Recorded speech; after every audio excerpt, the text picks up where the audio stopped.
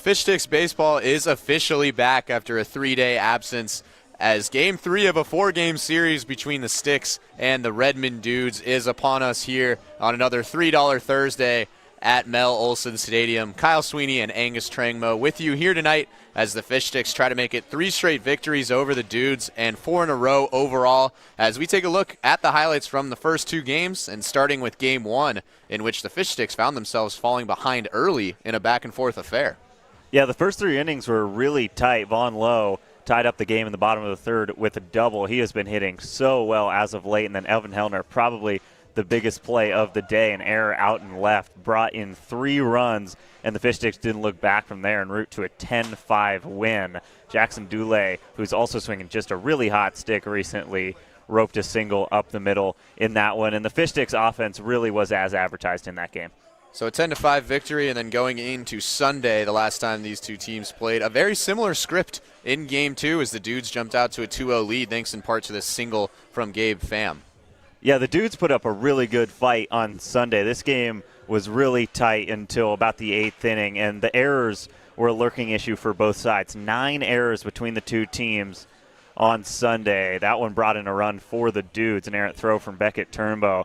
But the biggest play, maybe of the season for the Fish Sticks so far, a 3-run homer from Peyton Barsati in the bottom of the 8th that gave the Seal Slingers an 8-5 win.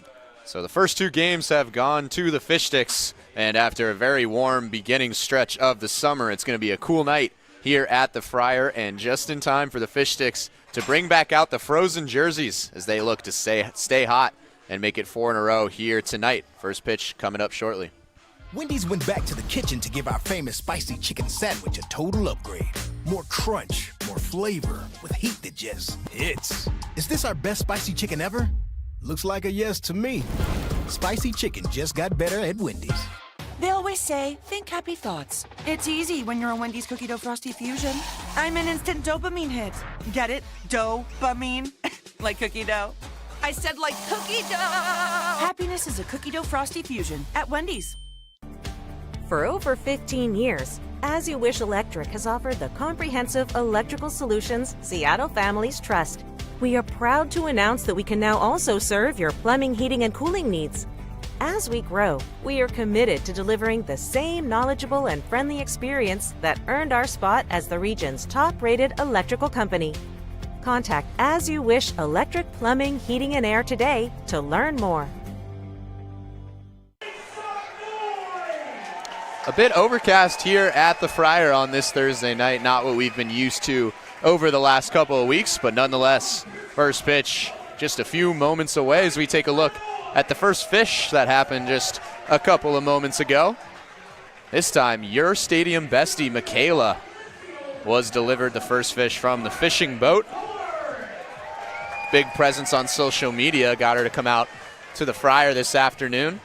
It's a couple big presences there. Crispy standing at like 7 foot. And here we go. The toss was a tad short, unfortunately. Might get a chase. Might have it got rolled one. off the table. Might have been an off-speed first fish.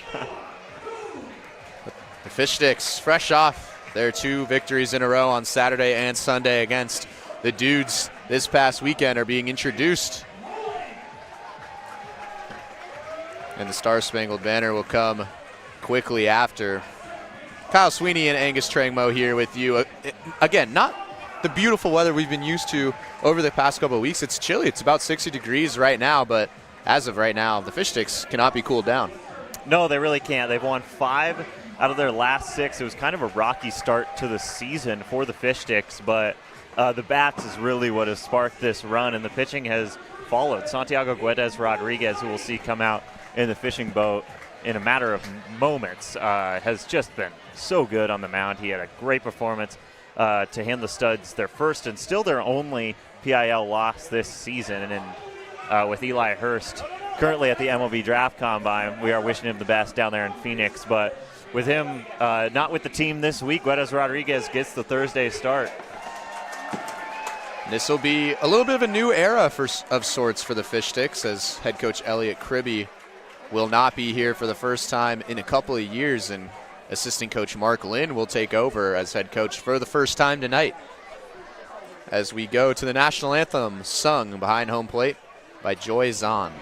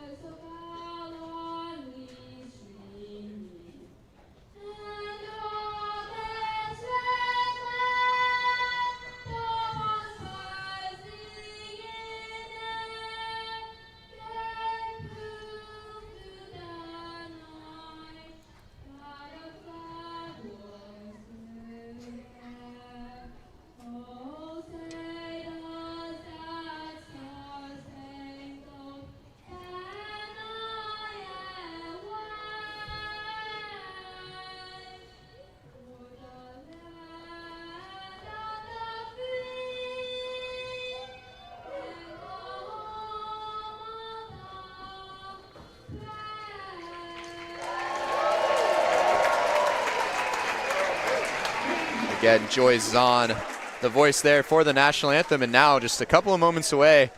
And as you were mentioning, Angus, Santiago Guedes-Rodriguez does get the Thursday night start. Usually this would be Eli Hurst, but again, he's down at the MLB Combine, so we're wishing the best of luck to the Vanderbilt commit.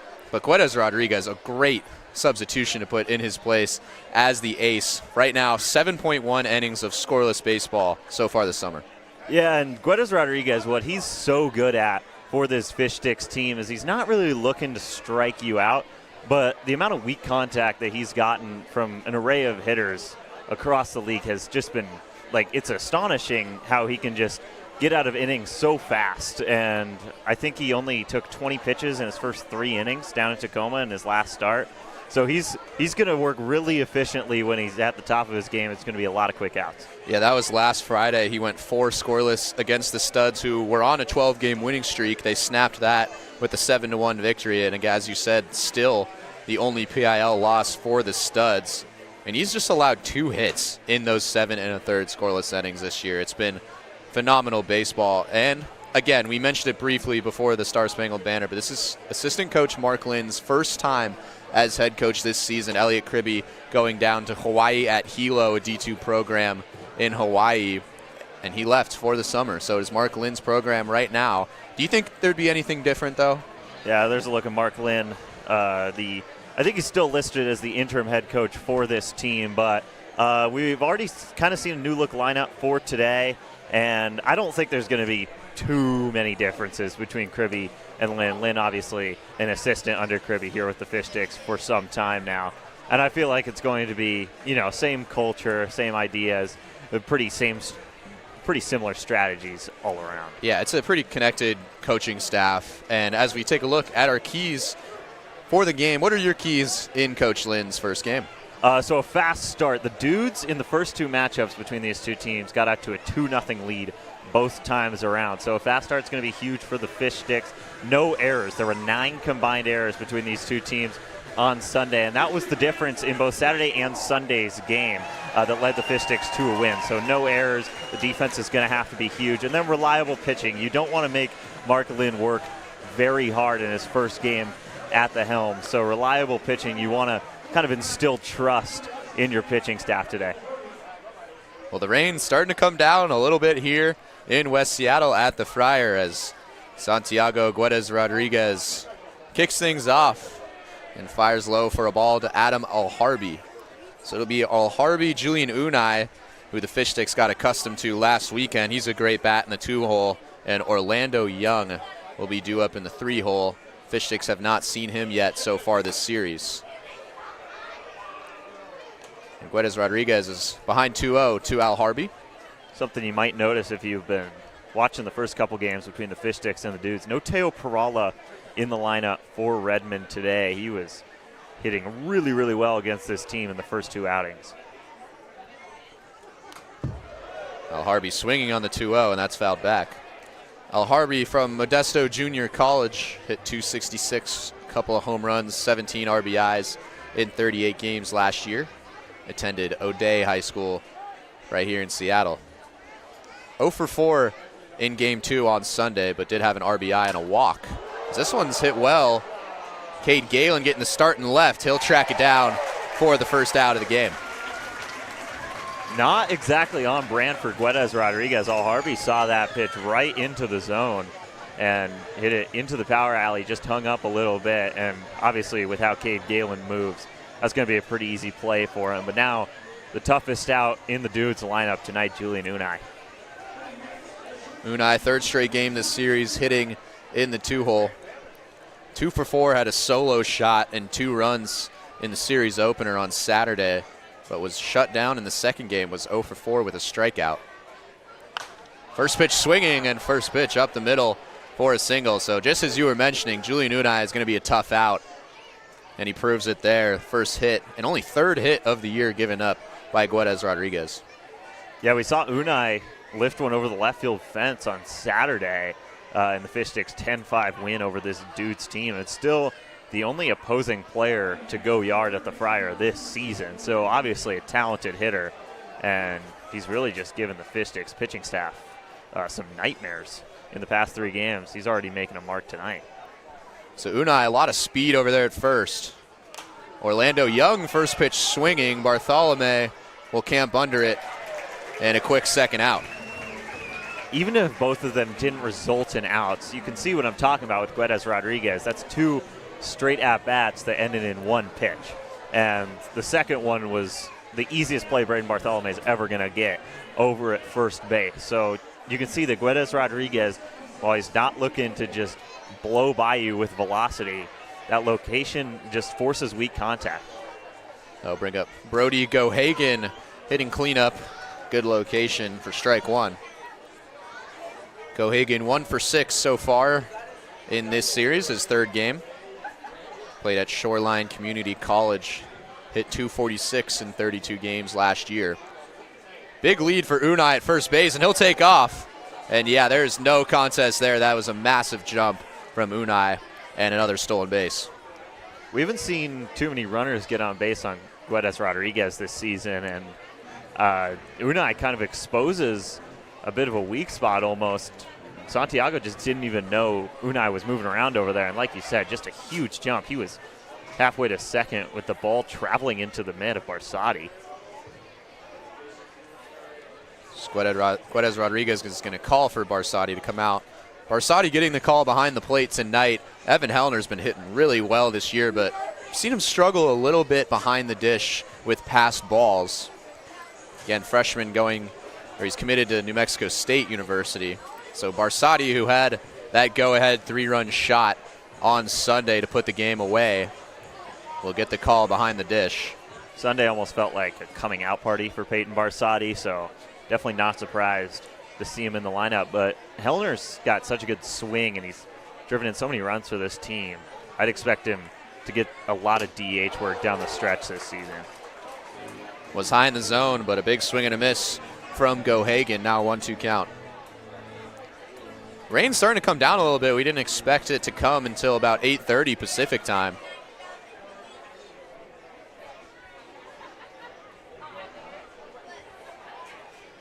Guedes Rodriguez looking to get out of the inning. This one's popped up weakly towards right field. That's Riley Sonoy, who's under it for out number 3. So an efficient first inning of work after that base hit up the middle from Julian Unai. Fish Sticks, top of the order coming up in the bottom of the first. For over 15 years, As You Wish Electric has offered the comprehensive electrical solutions Seattle families trust. We are proud to announce that we can now also serve your plumbing, heating, and cooling needs. As we grow, we are committed to delivering the same knowledgeable and friendly experience that earned our spot as the region's top-rated electrical company. Contact As You Wish Electric Plumbing, Heating, and Air today to learn more. Once upon a home, in a Seattle bungalow, the Huffs searched on Thumbtack to find their next pro. Now the job is all done, and the table is set. The hot dogs taste better on their fancy new deck. Start your home story on Thumbtack. First look at the Fish Sticks starting lineup for tonight's game here in the bottom of the first. Rylan Gollard leading off as we expect to see him. And then after that, of course, with the injury to Gavin George, it's been a little shaken up at the top. Noah Kuhn, who had a great game on Sunday, will hit 2-hole. And Vaughn Lowe, who's been on a heater, will be due up third this inning. And then Riley Sonoy, Braden Bartholomew, and Jacob Rowling, who had a coming out party on Sunday in just his second game of the season, will be batting 6-hole. And then Peyton Barsati, Cade Galen, and Alex Hamada will finish out the order. Of course, an order that we expect to change throughout the game, even with Mark Lynn as the coach taking over for Kribbe the rest of the way. And that lineup will be facing Dominic Wilson, a Bothell, Washington product. No starts last year at Everett Community College, but 10 appearances and pitched well in those 10 appearances. Had a 3.95 ERA in 13 2/3. So another righty arm, which the Fish Sticks have seen a lot of so far in this series. Yeah, and you're not going to see a lot of velocity, I think, from Dominic Wilson, but that's the kind of pitching style that the Fish Sticks have struggled with so far this season. I think they see high velocities well, and when you take your foot off the gas pedal, it just hasn't turned out for DubSea so far this season. So this will be a nice little test for the lineup. Obviously, Rylan Gollard, he's been hitting anything and everything so far. So it'll be Gollard, Kuhn, and Vaughn Lowe due up here in the first, and as you mentioned, Gollard's been the best bat so far this season. 3 for 8, does have an RBI in this series, is in the transfer portal from Linfield University, where he hit .329 last year to lead the way, and this is someone we expect to see in the D1 ranks next season. Yeah, hopefully for Gollard, he's obviously got the skills. If you've been watching these broadcasts and you've been following the team, it seems like every game Gollard's fingerprints are on the score sheet in some fashion. So Wilson fires in there for strike one. Saw a leadoff homer earlier this season from Gollard, but this has popped out. That'll be the easiest out they'll probably get off Gollard this series, and a quick out number one. Yeah, he just gets way under the off speed from Dominic Wilson. Now Noah Kuhn. This is a guy that I was really happy to see him just kind of mash the baseball on Sunday, 2 for 2 with a couple doubles, and he hit those balls hard as well, something we really hadn't seen from him this season. Yeah, did struggle from the plate to start the year. It was a very good glove at shortstop. So he's behind that fastball for strike one. So we knew what he had in the field, just couldn't get it going from the plate, and then pinch hit in the 5th inning on Sunday. Ripped the first pitch he saw opposite field down the line, the first of his 2 doubles on the day, and his first extra base hits of the season. And that's in there quickly behind 0-2. Bit of a delayed call on the strike there. Might be something we see a lot of tonight. Maybe that's just the routine. Who knows? 4 straight strikes to start out the night for Wilson. That off-speed misses out and away. Just had to say something, didn't you? The counter's on. Yeah. Counter's on early here tonight. No one does it like us. So Kuhn getting an opportunity at the top of the lineup. And that's painted on the corner for strike 3. Kuhn didn't like it, but Dominic Wilson off to a hot start. Yeah, that's a great pitch from Dominic Wilson. He's kind of lived outside so far today, especially to Noah Kuhn. As we get another look at a good frame behind the plate from Marwin Yu. We saw him in 1 game of work last weekend. And that'll bring up Vaughn Lowe, perhaps the hottest hitter on this team as of late. First pitch off speed in there for strike one. Lowe 3 for 5, had an RBI double in the first 2 games of the series. 5-game hitting streak right now for Lowe, who started out 0 for his first 6 before really turning it on. And he's quickly behind 0-2. Credit to Dominic Wilson so far. It's just been strike after strike after strike after strike. He's thrown 7 pitches and only 1 of them has missed for a ball. So low up to 350 on the season. Down 0-2, another off speed that bounces before the plate. Low in the DH spot. We've seen him a couple times at third base this season, but mostly known for his bat. Hit .301 2 consecutive seasons at Tacoma Community College. Had 2 homers and 28 RBIs last year. Wilson's had command at the top of the order. There's the 1-2, almost hit low. And with this rain, you might expect to see some pitches maybe get away from Guedes Rodriguez and Wilson, especially in the top here with the rain coming down a little earlier than we expected.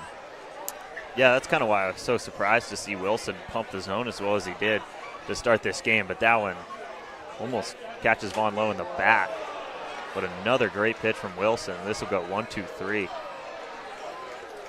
And that will be a quick 1-2-3 inning for the Fish Sticks. So scoreless first inning as Bodie Gohagen is under that for the third out. And again, with the elements, Guedes Rodriguez, after that single from Unai, shut down work, and then Wilson comes in and shuts down the Fish Sticks lineup. This is not what we've seen over the past couple of games when the scoring got started early and often. Yeah, I mean, you know, obviously Guedes Rodriguez, his whole brand is that he works really quick and gets a lot of outs and not very many pitches, but Wilson kind of matches his energy, and that first inning only took 21 pitches to get through 6 outs. So obviously G-Rod is going to keep moving fast, and it's just a matter, I think, of will Dominic Wilson be able to match his counterpart on the mound. So Guedes Rodriguez, we saw some weak outs, which we've become accustomed to so far this season. His batting average with balls in play is just 125 this year. He also has 4 1-2-3 innings, and that leads the way for the team. Just really efficient work pounding the zone, and that's exactly why he gets promoted to the Thursday starter here for Mark Lynn tonight. Yeah, it was the Friday starter for the first few weeks of the season. I really do think it was that performance he had against the Studs. He ended up being stick of the game, which for a team that most starters go 3 or 4 innings, to be the player of the game, like pretty unanimously, at least up here in the booth, is really impressive. And it was such a good outing, too. Only gave up a single hit to an offense that was just mashing baseballs coming into that game. And I think that was the game that we knew when Eli Hurst eventually left this team, it was going to be Santiago Guedes Rodriguez getting the big starts. And Guedes Rodriguez played really well last year at Pierce College, where he's teammates with Riley Sonoy, who's playing in right field and batting cleanup. Had 11 starts, just a 2.51 ERA across 71 2/3 innings last year. So he fires in a ball to Indy Anderson. It'll be Anderson, Austin Edgerson, and Marwin Yu due up 5, 6, 7.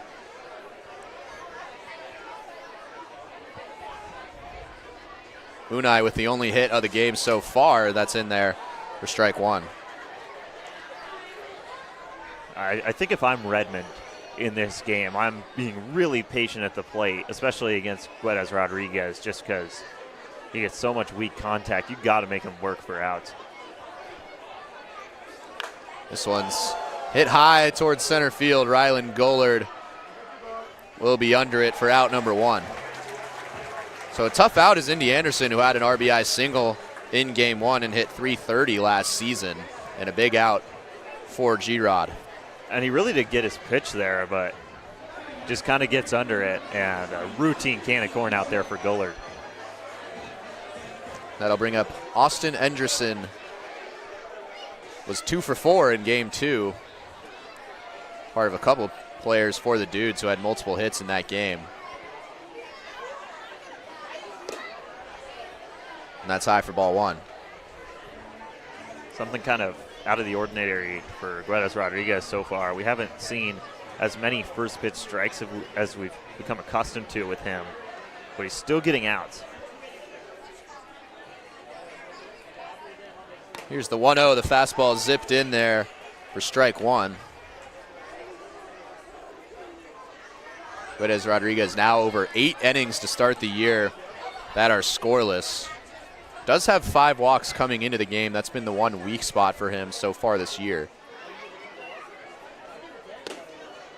So that curveball misses. But overall has been pretty sensational showing in the first part of the season. Yeah, it really has. And, you know, like I said, I think it was pretty clear as day to anyone who's been following this team who was going to take Eli Hurst's place in the Thursday slot once he had gone away. Fires in a fastball. Henderson almost lost control of the bat there in the rain, but the count evens out. You're not going to see that a lot. I think he lost his lower hand on the bat. Kind of just had to hold on to it. Almost just flung it right at his own dugout.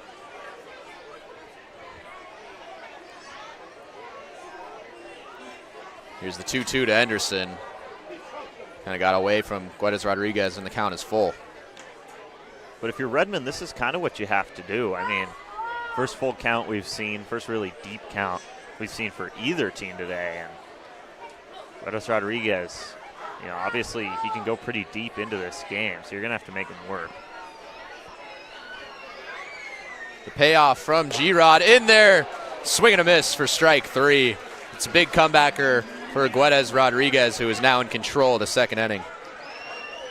Yeah, the fastball is working for G-Rod today, something that I don't think we've seen too much of this season. Usually he likes to lean on that off-speed bag that he has. But he reaches for the fastball right there and just blows it by Anderson for the 3rd time in that at-bat. That brings up Marwin Yu, who's behind the dish. First pitch swinging, another pop-up to the infield. Another easy play for Braden Bartholome, and a 1-2-3 inning for Guedes Rodriguez. The Fish Sticks, after their 1-2-3 inning in the bottom of the first, looking to get a hit off of Dominic Wilson in the bottom of the second. You ever wonder how Crispy gets to the fryer for games? He uses King County Metro's Rapid Ride H-Line.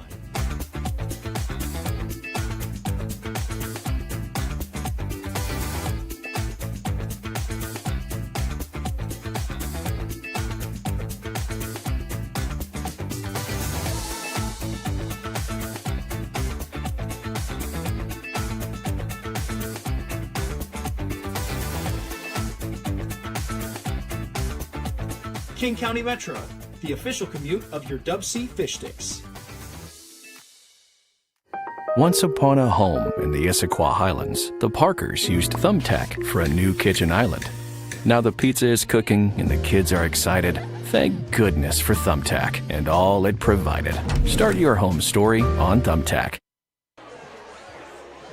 4-5-6 due up here in the bottom of the second for the Fish Sticks as we take a look at the upcoming schedule. No game tomorrow, but the 4th of the 4-game series. Zach Hampson will get the ball to start on Saturday. That's a 6:05 first pitch. And then on Sunday, the Seal Slingers will return for the 2nd time this season against Bombat. First time those two squads will match up. That'll be a 1:05 pitch.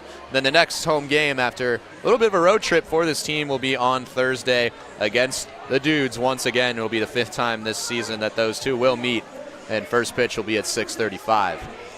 Yeah, the aforementioned road trip you were talking about, the first true road trip for this team this year. They're going to go play their first West Coast League opponents of the season on Monday, the 29th. They'll face off against the Yakima Valley Pippins. And then a quick drive north to Wenatchee for 2 games against the Apple Sox. We'll be traveling with the team. So right here on this YouTube channel, we'll have radio broadcasts for those 3 games. That brings up Riley Sonoy. Takes a look at strike 1 from Dominic Wilson. Sonoy 2 for 2 with a couple of singles and a run on Sunday. Leapt his average up to 308. And that's in there for strike 2. So Dominic Wilson doing what he did in the bottom of the first and getting way ahead in counts. Yeah, he's been great. This is just a dream start for Dominic Wilson so far. Sat him down in order in the bottom of the first. Off speed, hacked, and Sonoy will stay alive.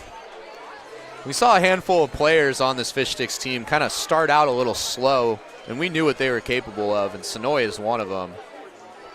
And he's really come alive over the last few games, his multiple multi-hit games over his last 4.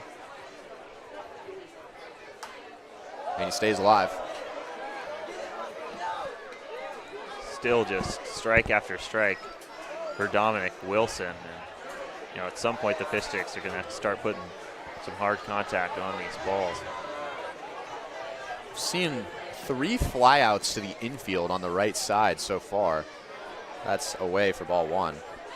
Yeah, that's not really the first thing you think of when you think of baseball, is a pop fly to the first baseman. But 3 P3s and 9 outs. Just, see something new at the ballpark every day.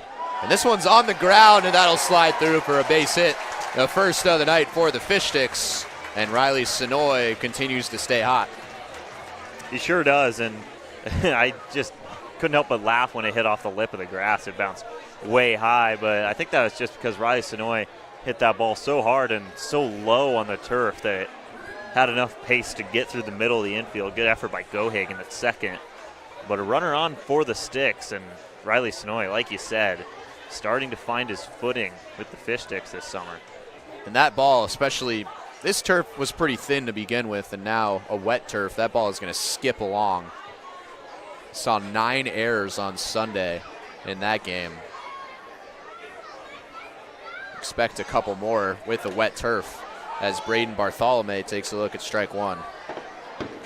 Sonoy can run, too, so be ready for him over there at first. It's just not great traction on the turf tonight. Bartholomew, usually we see him in the 3-hole, now hitting 5th in this order.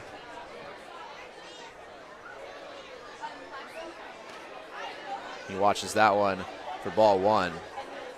Bartholomew's been struggling as of late. He's down to 152 on the season, and he's 0 for his last 11, but we can really vouch for this guy and say it's been a pretty unlucky stretch for Bartholomew, who has just ripped balls right at defenders, especially the last 2 games of the series. The one that I really wanted to point out was, I think it was the Saturday game against this very same Dudes team. 2 line drives just right at the left fielder, and they were in 2 different spots. The left fielder just didn't have to move for either, and the exit velos on both of those were just eye-popping, and neither of which got down. Could this be number 4? That is, and he drops, well, I think he intentionally dropped that. Again, that's Gohagen, who's kind of laughing about it. Believe they'll call that an infield fly, and I think that will be the call. But that is the 4th pop out to the right side of the infield already. That is not something I've seen a lot of, and I've been around baseball for a long time, but 4 and 10 outs, that's something to maybe watch. Not sure if that's Rain doing that, but that'll be the first out of the inning. There's no factor that can, like, maybe if there was good velo, but neither of these guys really have a stunning fastball. That's Jake Rolling, who did get hit, so he will take his base. Rolling has reached base now 4 of the 6 times he's been up this summer for the Fish Sticks. Was dealing with an ankle injury for the first part of the season. We take another look. Let's see, Shosbun obviously pulls back. It's hard to tell from that angle because it must have just clipped his leg. Seemed like both Rolling and the home plate umpire knew right away. The Dudes head coach did not. He's going to go have a talk. So Rolling ripped a single to left field on Sunday. Now has 2 walks and a hit by pitch to reach base 4 of those 6 times. Again, committed to Gonzaga after some eye-popping numbers down there in Oregon at the high school level last season. Looks like the umpires will deliberate. Rolling kind of pointing towards his right forearm. And I'm not really sure the umpires could do much about that one. So Rolling will be at first, and Sonoy will be at second with 1 gone. And it was Sunday's hero coming up to the plate, and Peyton Barsati. Yeah, back to that hit by pitch. I mean, it's nice to have a conference, but what are you going to change about that call? I mean, the only cameras that we have are on this broadcast, and the umpires obviously do not have access to this. So that's just such a tough one to call back. And now Barsati with traffic, obviously dangerous, and Redmond knows that better than anyone. Barsati swinging and caught at short by Julian Unai. Just kind of got jammed there was Barsotti on the first pitch. He's a little frustrated going back to the bench, and that's the second out.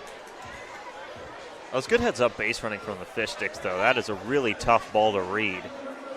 You can see Sonoy right there, kind of just tracking back, and then instantly heads right back. And I thought Barsotti might have just flared a base hit out into left field, but good play by Unai, and now a big spot for Cade Galen. Galen getting the start in left field. That's where Gavin George usually started before he suffered a torn hamstring last Friday. Galen showed bunt, but that's up for ball one. Really unfortunate loss was Gavin George. He was leading the team in OPS. Hit the first home run of the season as well in the season opener for the squad, and both the glove and the bat will be sorely missed. And Galen's one of the guys who has struggled to start the year. He's just 2 for 18 that can come out and try to take that spot. Something to note. Rolling is not being held on first base, so he is getting a pretty healthy lead out there, and he's got some pretty good wheels on him as well, so we might be looking at maybe he can grab an extra base in the case of a hit from Galen. And Kribbe preached controlled chaos on the base paths as Galen looks at strike one. We expect Mark Lynn to do the same as the interim head coach. Again, a very connected, small coaching staff for this Fish Sticks team. Assistant coach DeGallier as well is the only one assisting Mark Lynn at this point. But it's going to be the same system that the Fish Sticks have been accustomed to over the last couple of years with Kribbe. Galen fouls that off. Dominic Wilson obviously has given up a couple runners in this inning, but is still doing a good job of making the Fish Sticks earn their way onto the bases. And outside of one ball that I think just slipped out of the hand and caught Rolling, he is really making them work. So 2 on, 2-2 count, and 2 out for Cade Galen, who's trying to turn around a tough start to the summer. It will be double steal is on. Sonoy heading to third, and he's way gone. Marwin Yu throws him out behind the dish. The double steal does not work out. And another scoreless inning for Dominic Wilson. So the top of the third we go, scoreless between these two teams. It's not what we've seen as we take another look, and Sonoy was gone by a mile. Marvin Yu could not have done that better. I mean, the pop time, the throw, the third baseman didn't even have to move his glove. It was just right where it needed to be, and you could see Sonoy kind of just quit on the play as he was sliding into third. So just a clinical throw down to third from Yu. That is the 11th time this season that the Fish Sticks have been caught stealing. They're now 22 for 33. It's pretty easy math. That's around 67%. And again, Kribbe was telling us in the first game of the season that he wants that to be up 75, 80%. And we've been kind of keeping a tally on that because he loves to send people on the base paths. And right now, 67% is not where you want to be. No, absolutely not. And I mean, you know, it's been, especially in the early stages of the season, it was deciding games to a point, and it's not at that level anymore, but we've still seen quite a few moments, especially in that Saturday game against the Dudes. I think Evan Hellner had 3 hits in that game, and there was a runner out on the base pass on every single one of his 3 hits, and, you know, that's just not normal. So, you know, outs on the base pass, they're going to need to start limiting those at some point, but they're not going to stop stealing bases. That's just not going to happen.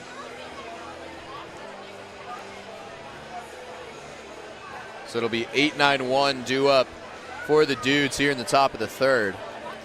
The Dudes put on 2+ runs through 2 innings in both games to start the series, took multiple run leads, but were unable to finish off those games. 10-5 victory in game 1 and an 8-5 victory in game 2 for the Fish Sticks. As Eddie Coons steps to the plate and takes a look at strike 1. One of the new faces that the Fish Sticks haven't seen in this Dudes lineup yet this year. Coons led off for this team yesterday in a 9-8 victory. and was the star of the game, was 3 for 4 with a couple RBIs. He's behind 0-2 pretty quickly. Kind of just back to the well for Guedes Rodriguez, doing what he's done all year, getting ahead in counts and turning it into outs. So the Dudes snapped a 5-game losing streak yesterday in that 9-8 victory. They broke it open in the 9th inning against the D-back field. Shows off his range and 2 quick outs. Speed kills, and there's not a lot of guys in the PIL that make that play from a pretty deep and central alignment that they've got him in out there in left field. And he makes that look easy. He almost overran it. He almost had too much speed for his own good there. So back to the top of the order with Adam Alharbi, who's playing in left. Guedes Rodriguez just continues to punch the zone for a first pitch strike.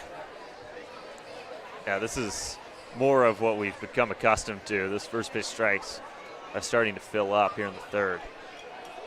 Alharbi flew out to Galen back in the first to start out the game. Didn't play in game 1 of the series, but was hitless in 4 at-bats in game 2.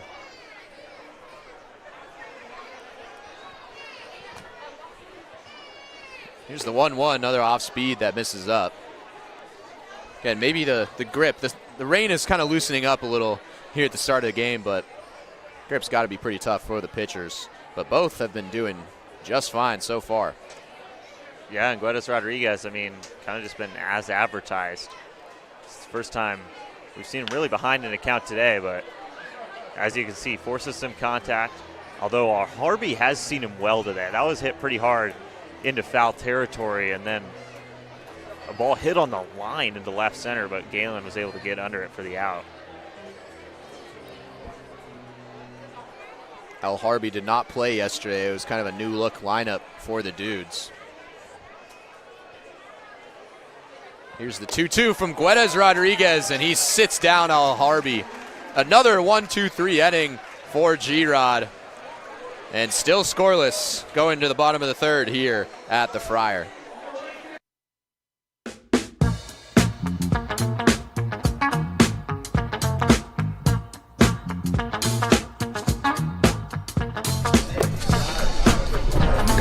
Oh, sweet. Thanks, Crispy.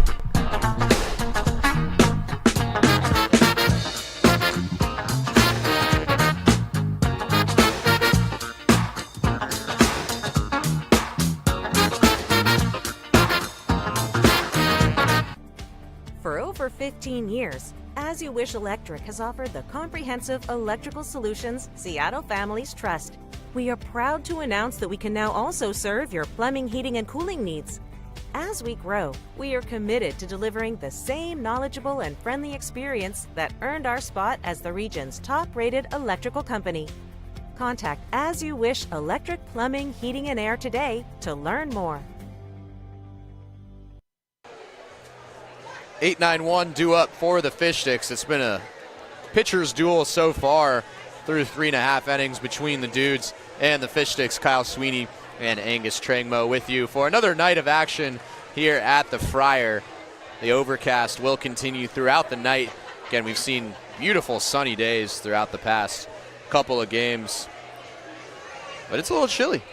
Yeah, it really is, and it was especially pouring in the first inning. It's kind of slowed down, but it's kind of just going to be a constant sprinkle out on the field, which obviously will have plenty of impacts on this game, but both pitchers have showed up and showed out so far.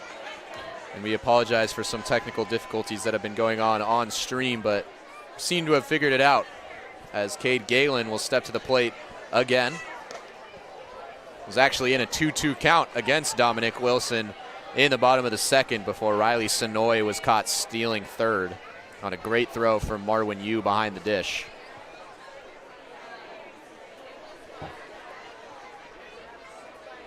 This one's ripped, and a single to left field. That's got to feel good for Cade Galen, who collects his third hit of the summer.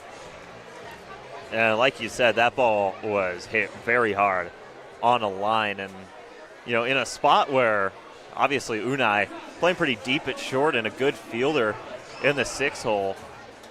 Kind of just needs to hit it hard to get it by him, but like you said, that's got to feel great. And that's a guy, I mean, University of Portland, he's got D1 talent.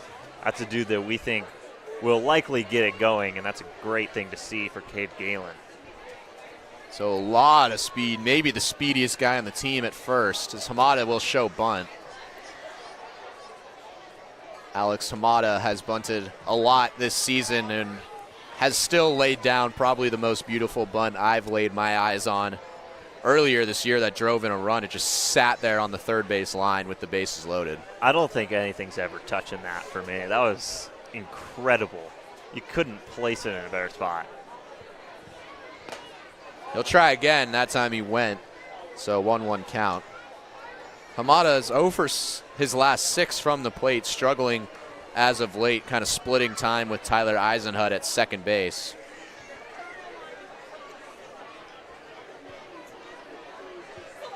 We'll likely see them split time once again tonight. Hamada's going to show bunt again.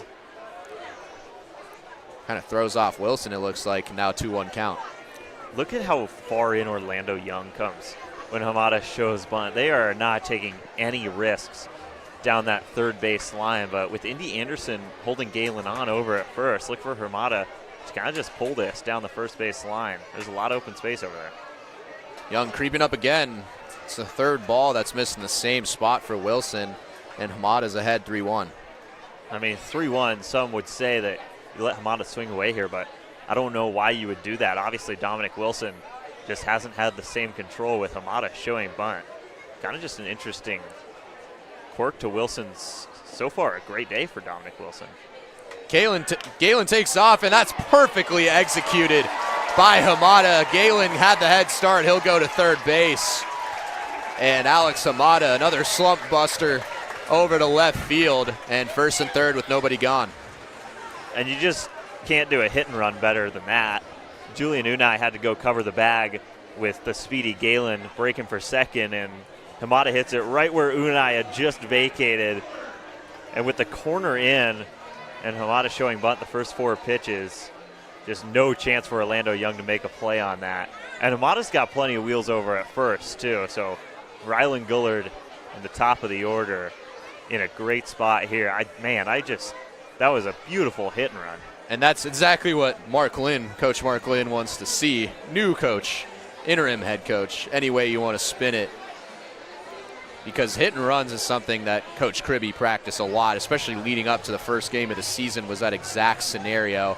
Alex Hamada doesn't have a ton of power, but has gotten most of his hits off hard line drives up the middle and the opposite way, and does the exact same thing in his last at-bat. And we'll expect to see more chaos on the base paths in a first and third situation. Now, Rylan Gullard, the best bat so far this season for this team, up to the plate. First pitch swinging. This is skied. Yu trying to take a look at it, and it's out of play. Gullard popped up over to the first baseman, Anderson, in his first at-bat, and then he pops one up foul there.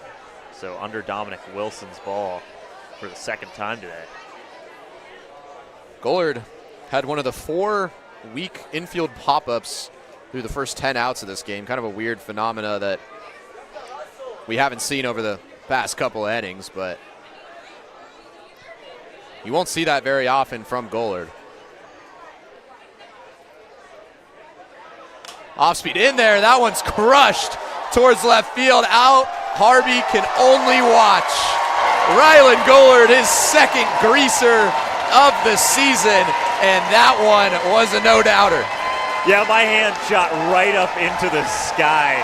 Gullard just crushes that ball, and I think our first true no-doubter at the Friar this season.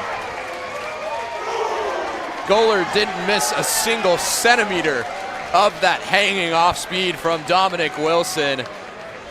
And it's a 3-0 ball game here at the Friar. That ball was just pieced. The velocity, the launch angle, all over it from the time it came out of Wilson's hand, and all Harvey a courtesy jog out to the fence, but that ball was way gone. Even if it was inside the light post out there, it would have gotten over that net. So the 6th homer of the summer for the Fish Sticks, and by far the farthest at the Friar this season, as Noah Kung fouls off strike one. So the 2nd homer of the year for Gollard, who is just adding on to a sensational start. Now 1-1 to Noah Kung. If you're Dominic Wilson on the mound right now, you just gave up a 3-run homer and then you don't get that call on an off-speed pitch. That's just got to feel horrible for a pitcher. That one bounces for ball 2.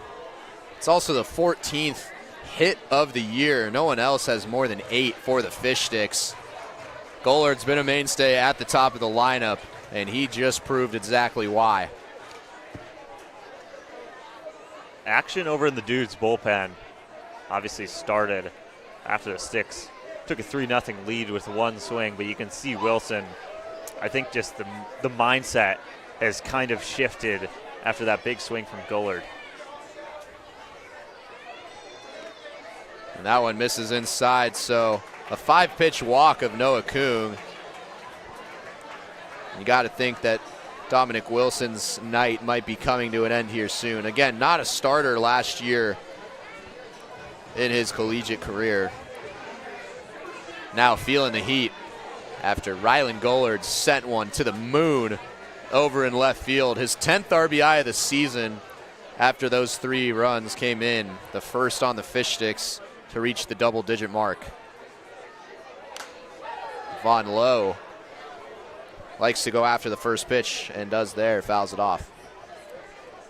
I mean, it wasn't exactly, it didn't take great plate discipline the last time up, but I've never seen a guy so good at working walks as Noah Kung.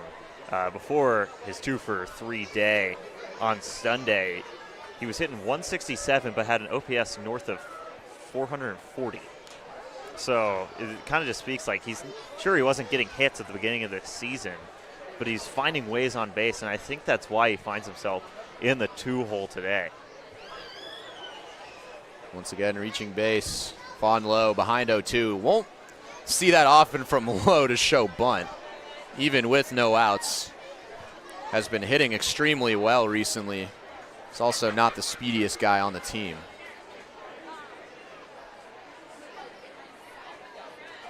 Here's the 0-2, and in there for strike 3. So nice comeback from Wilson to sit down a hot bat and Von Lowe, but that's just the first out of the inning. Yeah, that's a huge out for Dominic Wilson, because now you're probably looking at him finishing the 3rd unless the Fish Sticks just turn on a couple more baseballs here. And it gives your bullpen more time to warm up. It makes everything a lot easier for the Dudes coaching staff. That's outside to Riley Sonoy. Had the first hit of the game for the Fish Sticks back in the bottom of the 2nd. Nice looking single up the middle, was eventually caught trying to steal 3rd on a double steal that ended the inning.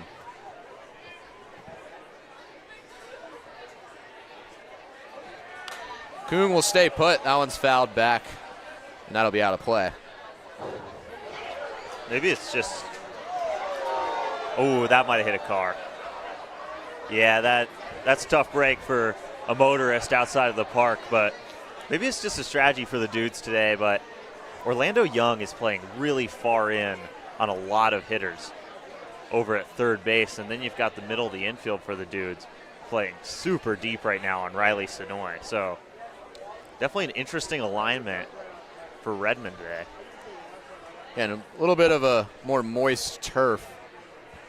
The ground balls will be coming in heaters as Kung takes off. The throw, it's a great throw from you, but good and a better jump from Noah Kung. So he'll be at 2nd. Yeah, I thought you might have gotten the speedy Noah Kung over at 2nd, which is really hard to do, and we already saw you put a dart into Orlando Young's mitt over at 3rd, but a great jump from Kung. Let's get another look at this throw from the knees and almost right on target. Might be the best arm we've seen behind the dish as Sonoy waves A nice off speed from Dominic Wilson for strike 3. That'll be the second out.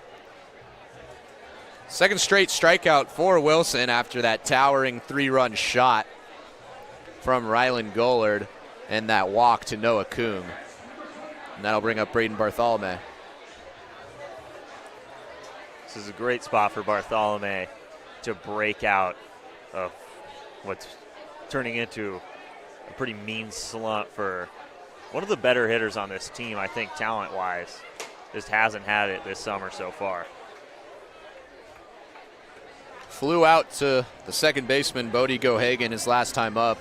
Now hitless in his last 12 at-bats is Bartholomew, who was north of 300 last year in 45 games at Southeastern College in Florida. So no doubt that the talent is there, and again, has been putting the bat to the ball, just put it in unlucky spots. And he wears that one. Got some ooze from the crowd, and he's jogging over to first. Yeah, thunk. That's the sound that everyone in the Friar just heard. It hits him right in the dense part of the shoulder, and that's one way to get on base if you're Braden Bartholomew. Now Jacob Rolling, who is off to a really good start in a very small sample size, but he has looked good at the plate so far. Rolling also wore one in his first at-bat back in the second. That's low for ball 1. We always sound astonished when we say his numbers, but do you want to read off those numbers he put on last season? Yeah, conference play in the Oregon Metro League. He was named Player of the Year, and that's because he hit .574 with an OPS of 1.573. That's just stupid. It's pretty staggering when you look at that. Almost looks like a typo. So that's low and away. He's ahead 2-0. Committed to Gonzaga. Go Zags. Definitely one of the recruits that head coach Mark Mactoff and company are going to be looking at out there in Spokane. Just about 4 or 5 hours east here of Seattle. Boasting kind of an underrated baseball program over the last decade. And Rolling's ahead 3-0. Yeah, Gonzaga got a win off Oklahoma this year, and Oklahoma went on to make a pretty magical run in the NCAA playoffs and ended up winning the College World Series in Omaha just a couple days ago.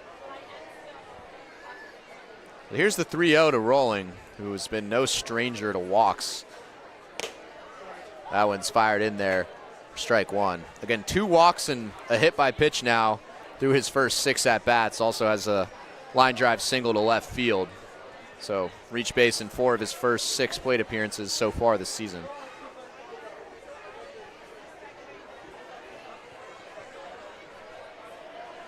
Kung dancing at second base. That one's fired in there for strike 2. Yeah, Rolling was already out of the batter's box. He wanted ball 4 there, but 3-2 count, good bounce back from Wilson to get back in the count here. 2 straight fastballs from Wilson as well. So here's the payoff. With 2 on, already 3 plated this inning. And Wilson took a mean hack. Or Rolling took a mean hack, but Wilson sits him down. So good recovery from Wilson after that home run from Gollard, but the damage was already done by that point. Again, the longest home run we've seen this season at the Friars. We take another look. And really a no-doubter off the bat. Yeah, both of us just kind of looked at that one and analyzed it, and it's like, that was gone. Off the bat, that was gone, and he just put such a good swing on it. You knew it had a chance when it left the bat. So it'll be interesting to see if Santiago Guedes Rodriguez, what his leash will be with interim head coach Mark Lynn. The inflatable toss.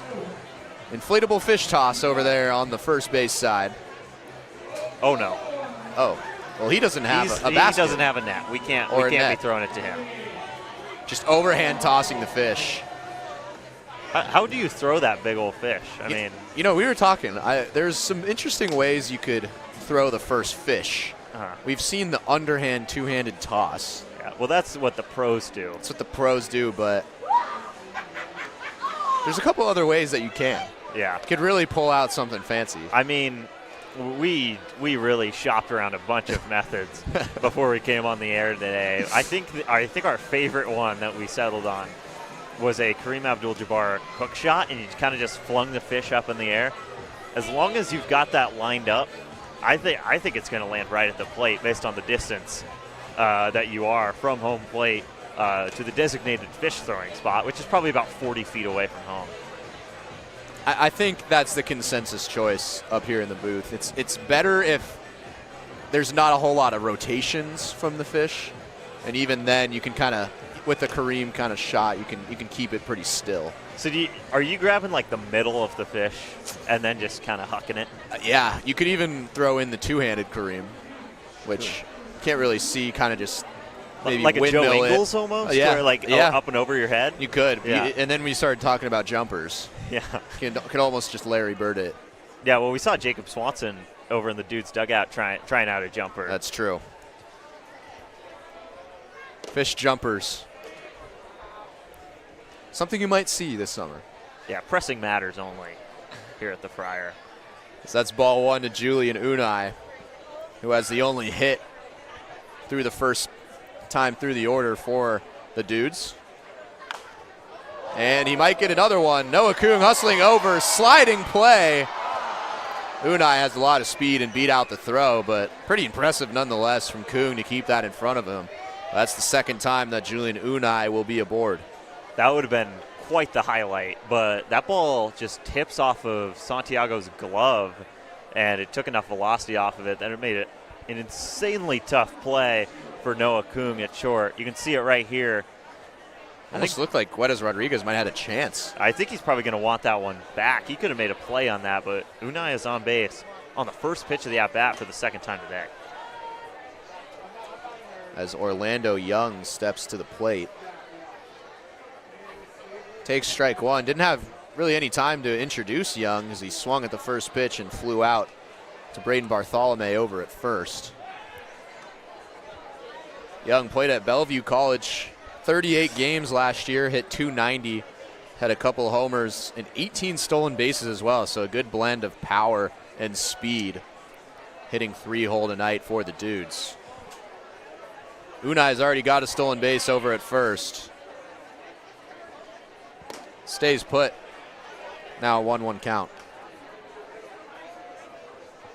Like you said, I'm really interested to see Mark Lynn and what he decides to do with his new ace, Guedes Rodriguez, today, because he's been pitching really well, but another base runner, you might start to think to turn to your bullpen at some point.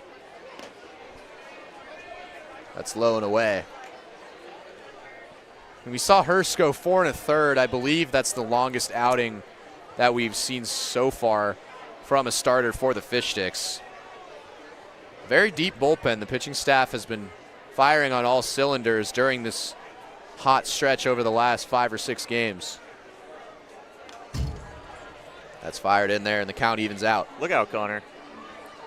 Right at our broadcast team back there in the press box. You can kind of see them.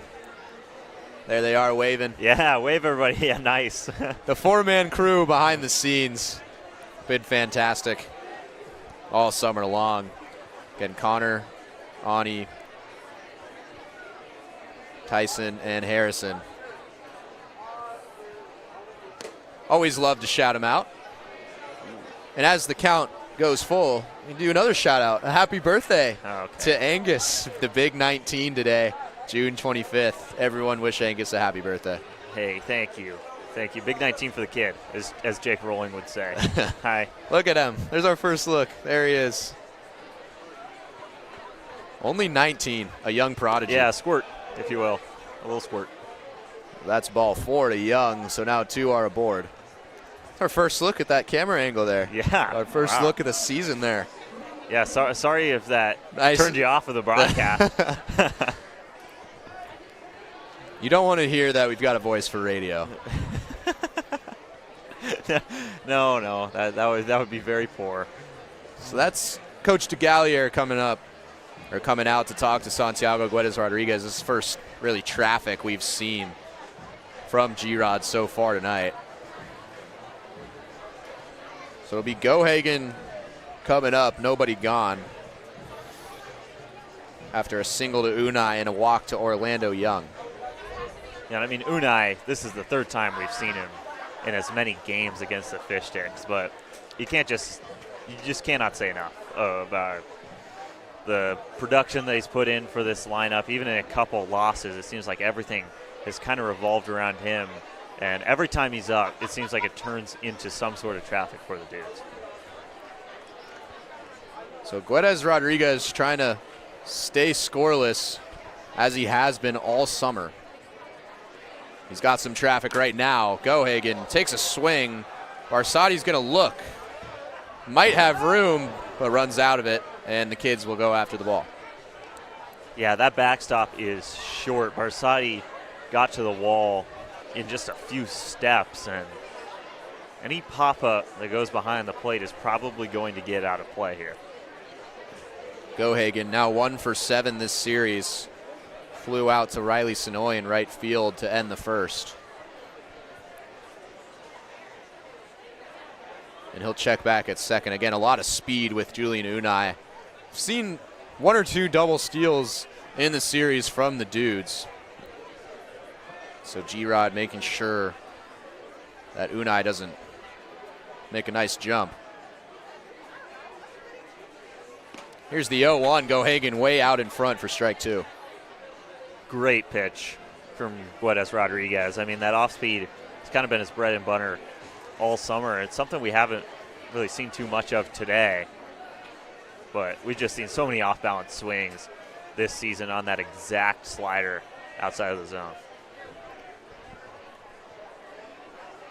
Here's the 0-2 and on the corner for strike 3. Third strikeout, but none bigger than that one right there for Santiago Guedes Rodriguez. Yeah, none bigger, and that's because now a ground ball that's well placed can get you out of this jam. And it's tough out at Indy Anderson, but with Unai out of the way and now on second, this is getting into the part of the lineup you want to face if you're Guedes Rodriguez. And Unai still making an impact on this game over at second, just dancing around. You can see it on this camera angle a little bit. First pitch swinging, and that goes foul. It was actually the 4th strikeout for G-Rod.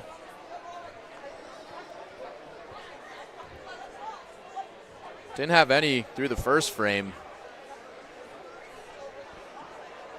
That's the 2nd strikeout on the corner looking for Guedes Rodriguez.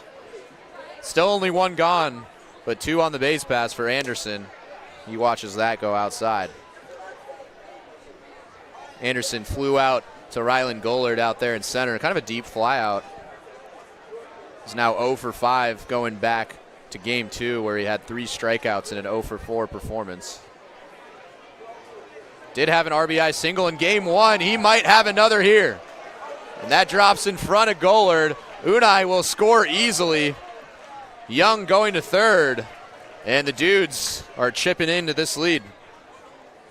Yeah, you talked about how he kind of had an off day on Sunday, but we saw it in that Saturday game. Indy Anderson is a talented hitter at the plate, and he takes Guedes Rodriguez fastball that has been working so well today and just does what he's exactly supposed to do with it. Puts a pretty good charge into it, but not looking to kill that ball and put it over the fence. And like you said, Unai just jogs into home.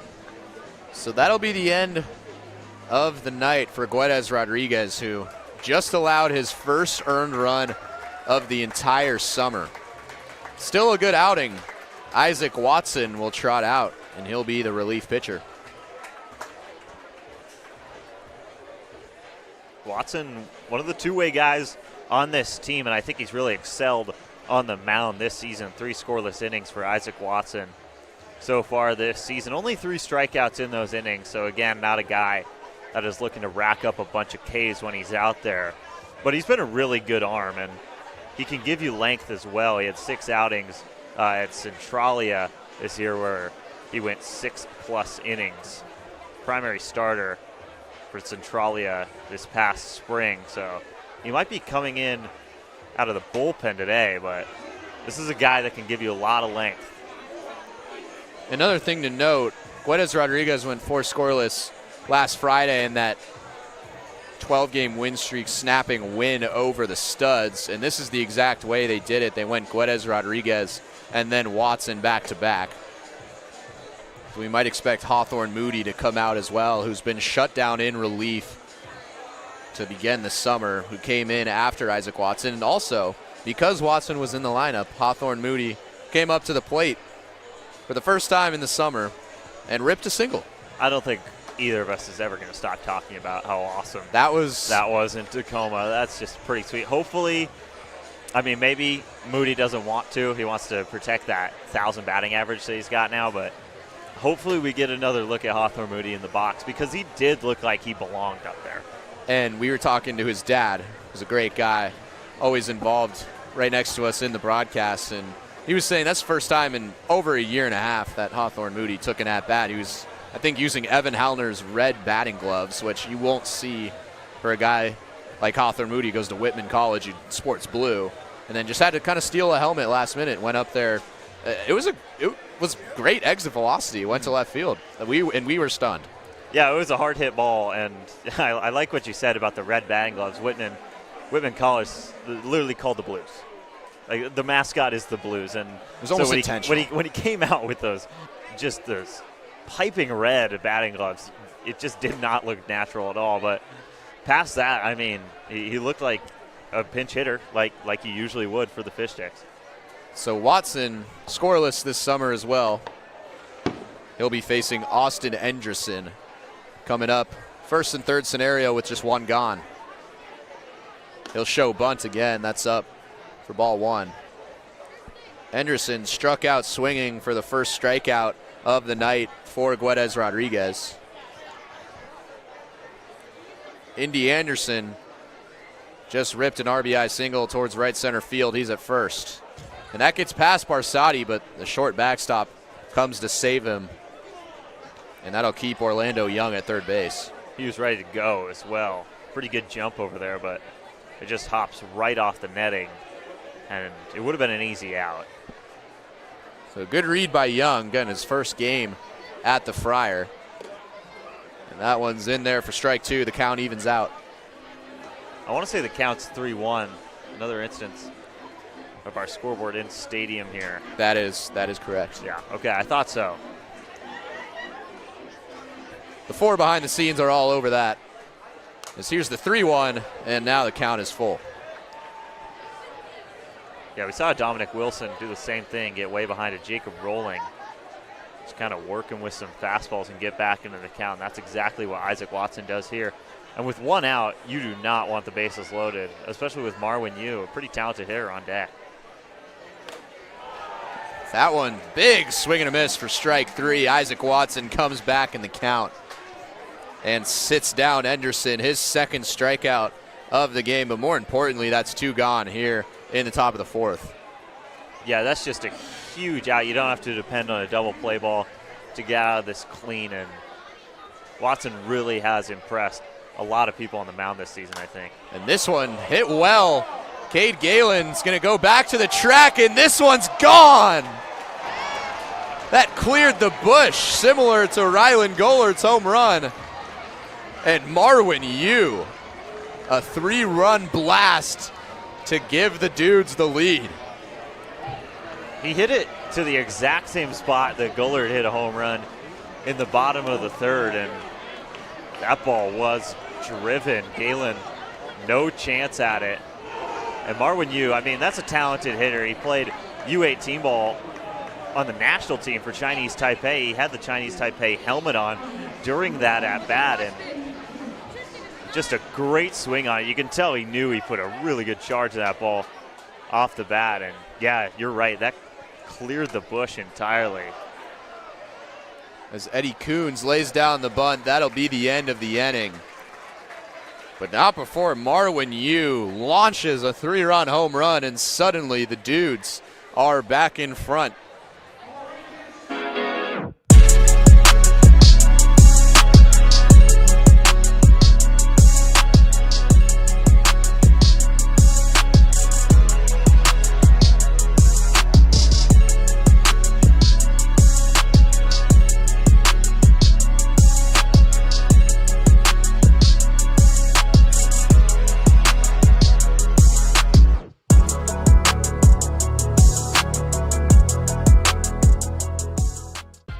back to the kitchen to give our famous spicy chicken sandwich a total upgrade. More crunch, more flavor, with heat that just hits. Is this our best spicy chicken ever? Looks like a yes to me. Spicy chicken just got better at Wendy's. They always say, think happy thoughts. It's easy when you're a Wendy's cookie dough frosty fusion. I'm an instant dopamine hit. Get it? Dope-amine? Like cookie dough. I said like cookie dough! Happiness is a cookie dough frosty fusion at Wendy's.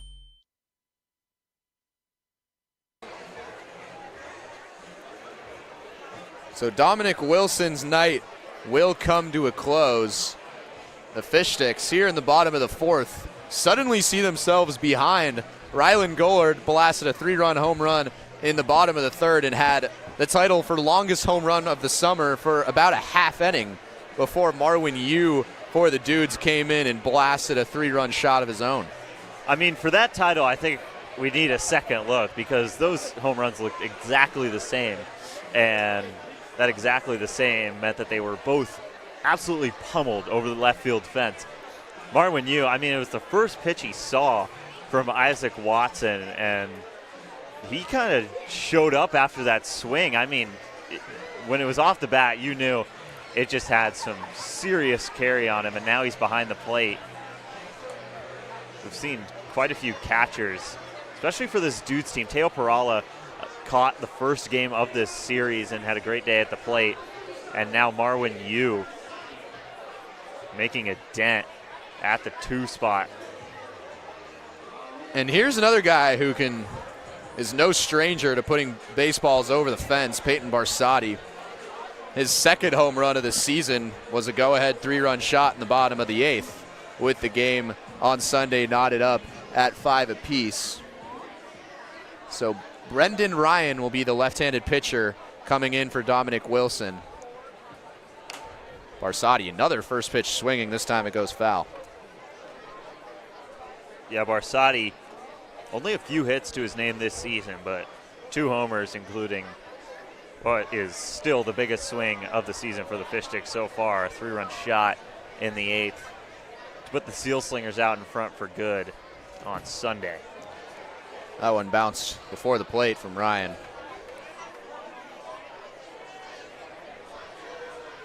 So Barsotti once again getting the nod over Evan Hellner behind the dish. Hellner hitting .429 to start the summer. This one's ripped toward the ice chest and foul again. Barsotti makes hard contact look really easy. That's the first thing we noticed about him on the first day of practice. And he was ahead of that one, but a pretty neutral swing for Barsotti and still a good charge into it down the third base line. So here's the 1-2. That misses away from Brendan Ryan. So Dominic Wilson went 3, was doing well through the first time through the order against the Fish Sticks, and then 2 were left on for Rylan Gollard, and Wilson hung an off speed that Gollard did not miss. Now the count full to Peyton Barsotti. Obviously 2 homers this season is going to help the OPS, but he's gotten on base really well this season. A 182 average, but an 833 OPS on the season. Here's the payoff. Barsotti barely stays alive. So when he does put contact on the ball, it is certainly a marvel. And we saw that up at Mount Si High School, where Barsotti blasted a 2-run homer, and that was a no-doubter for his first hit of the year and the second homer of the summer for the Fish Sticks. Here's another 3-2, and that misses, and Barsotti is aboard. Yeah, Barsotti had one of the weirder streaks you'll ever see. He was hit by a pitch in 3 straight games last week, but he's worked quite a few walks, and that OBP is only going to go up with a walk there. Now Cade Galen, who probably had his hardest hit ball of the season in his first at-bat today. Galen collected his 3rd hit of the year, a frozen rope line drive to left field. He's going to square away to bunt. That's a good one. Over to first, but Galen will get the job done and advance Peyton Barsotti to second base. And finally, that Dudes alignment where Orlando Young comes so far in over a third. Really pays off right there. Galen just pops it down the third base line, but Young is all over it. Bare hands it, throw on to first, and Galen, who can obviously run it out for a hit in that situation, is out by a few steps. So Galen does his job. That'll bring up Alex Hamada, who did his job in his first at-bat. A perfectly executed hit and run that broke him out of a little mini slump. That one's in there for strike one. Hamada just took a pitch. Line drive right through the left side of the infield where Julian Unai is currently sitting. But after a stolen base, he had to move away. Again, that's pretty much a manager's dream, is that exact scenario that Hamada executed in the third. Put it on the ground right where the shortstop will leave to go cover the bag. So here's the 1-1. Hamada's going to show bunt. That's foul. Brendan Ryan on the mound, not to be confused with former Mariners infielder Brendan Ryan. There's a lot of Brendan Ryans in baseball. If you look up just Brendan in the Ryan, world, probably. Yeah, there's a lot of them. There's quite a few Brendan Ryans, but Mariners Brendan Ryan played in Seattle for a few years. Really good contact bat for the team, and also a really good glove. Hamada, this one's chopped towards second base. Might be a tough play for Gohagan across his body, and that'll be out number 2. Gohagan made that play look easy, just a chopper on the turf, and Hamada can run. So it was a tough play, but charges in beautifully, and then the throw right into the chest of Anderson over at first. So Barsati advances once again, but Gohagan, pretty nice looking play there. So that'll bring up Rylan Gollard. We need no introduction to what he did last inning. First pitch swinging, ripped at Orlando Young. He's not going to be able to hold on to it. Man, that was hit just as hard as Gollard's 3-run bomb just last inning. And sliding on the turf, Orlando Young didn't have a shot there. There's 2 outs in that situation, and that ball gets by Orlando Young. Peyton Barsati should be home, and this game should be tied right now. Just a tough read over at third. That ball pops right out of Young's glove. Barsati didn't know whether to go, but in a 2-out situation, you got to go right there. And that'll bring up Noah Kung, who takes a look at ball 1. Kung walked right after Rylan Gollard's 3-run shot last inning. Also stole a base. We've talked about Gollard's power. He also has a ton of speed over at first. Ryan's looking right at him, and he might have a pickoff situation. And it's a pickle. There are 2 gone. Nice. Barsati comes in to score. Wow. So heads up base running from Gollard. I would expect that not to be intentional on the pickle there, but Barsati will come in to score. That was a weird way to end the 4th inning.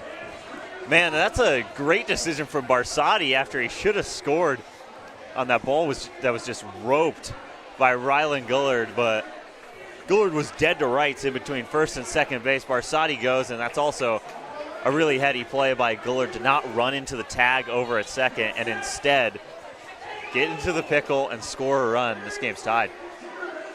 As here is the Crispy race, and the contestant is Mary. It's her birthday today, and she's hustling. Again, Crispy has not had a very strong summer so far. I think Crispy's got a little more left in the tank, though. Mary trying to hustle. Here we go. Does she have it?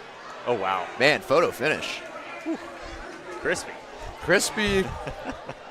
What we happened? might need to get some plyometrics for Crispy. He's had a tough start to the summer. My goodness. I think we need to take him to urgent care. Yeah. This is just not. Mary had wheels, though. This is not the Crispy I know and love, and Mary did put pretty good effort. A pretty good effort into that race, but that should be a win all day for Crispy. Yeah. Almost got a head start, it looked like, too.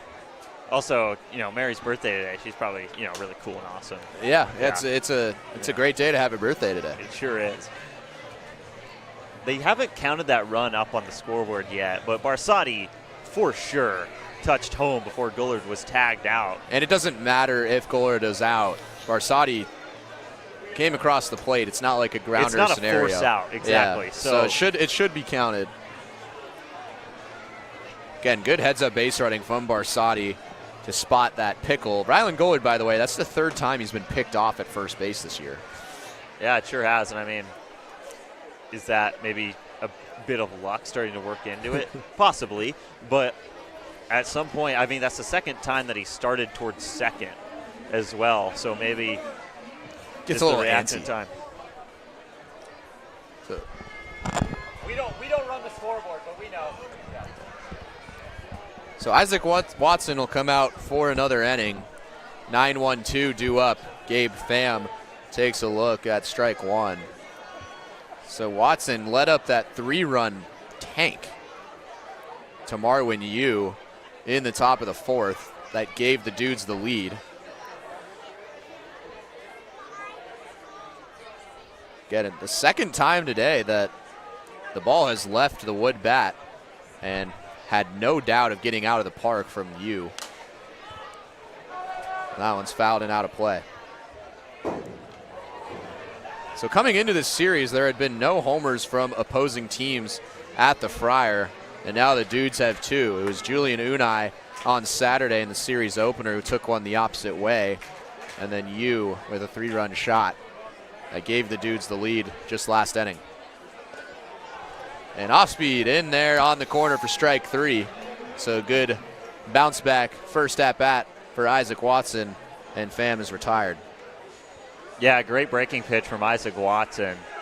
Pham is just frozen. It's kind of similar to that action Guedes Rodriguez has, where it just looks like it's coming right at the batter, and then at the last second it dips in for a strike. So back to the top of the order. And Al Harvey looks at ball 1. Al Harvey flew out to Cade Galen and left, and then struck out swinging back in the 3rd. The off-speed has been working for Watson. That one a little off. Looked like Barsotti was talking to the home plate umpire to see where that missed.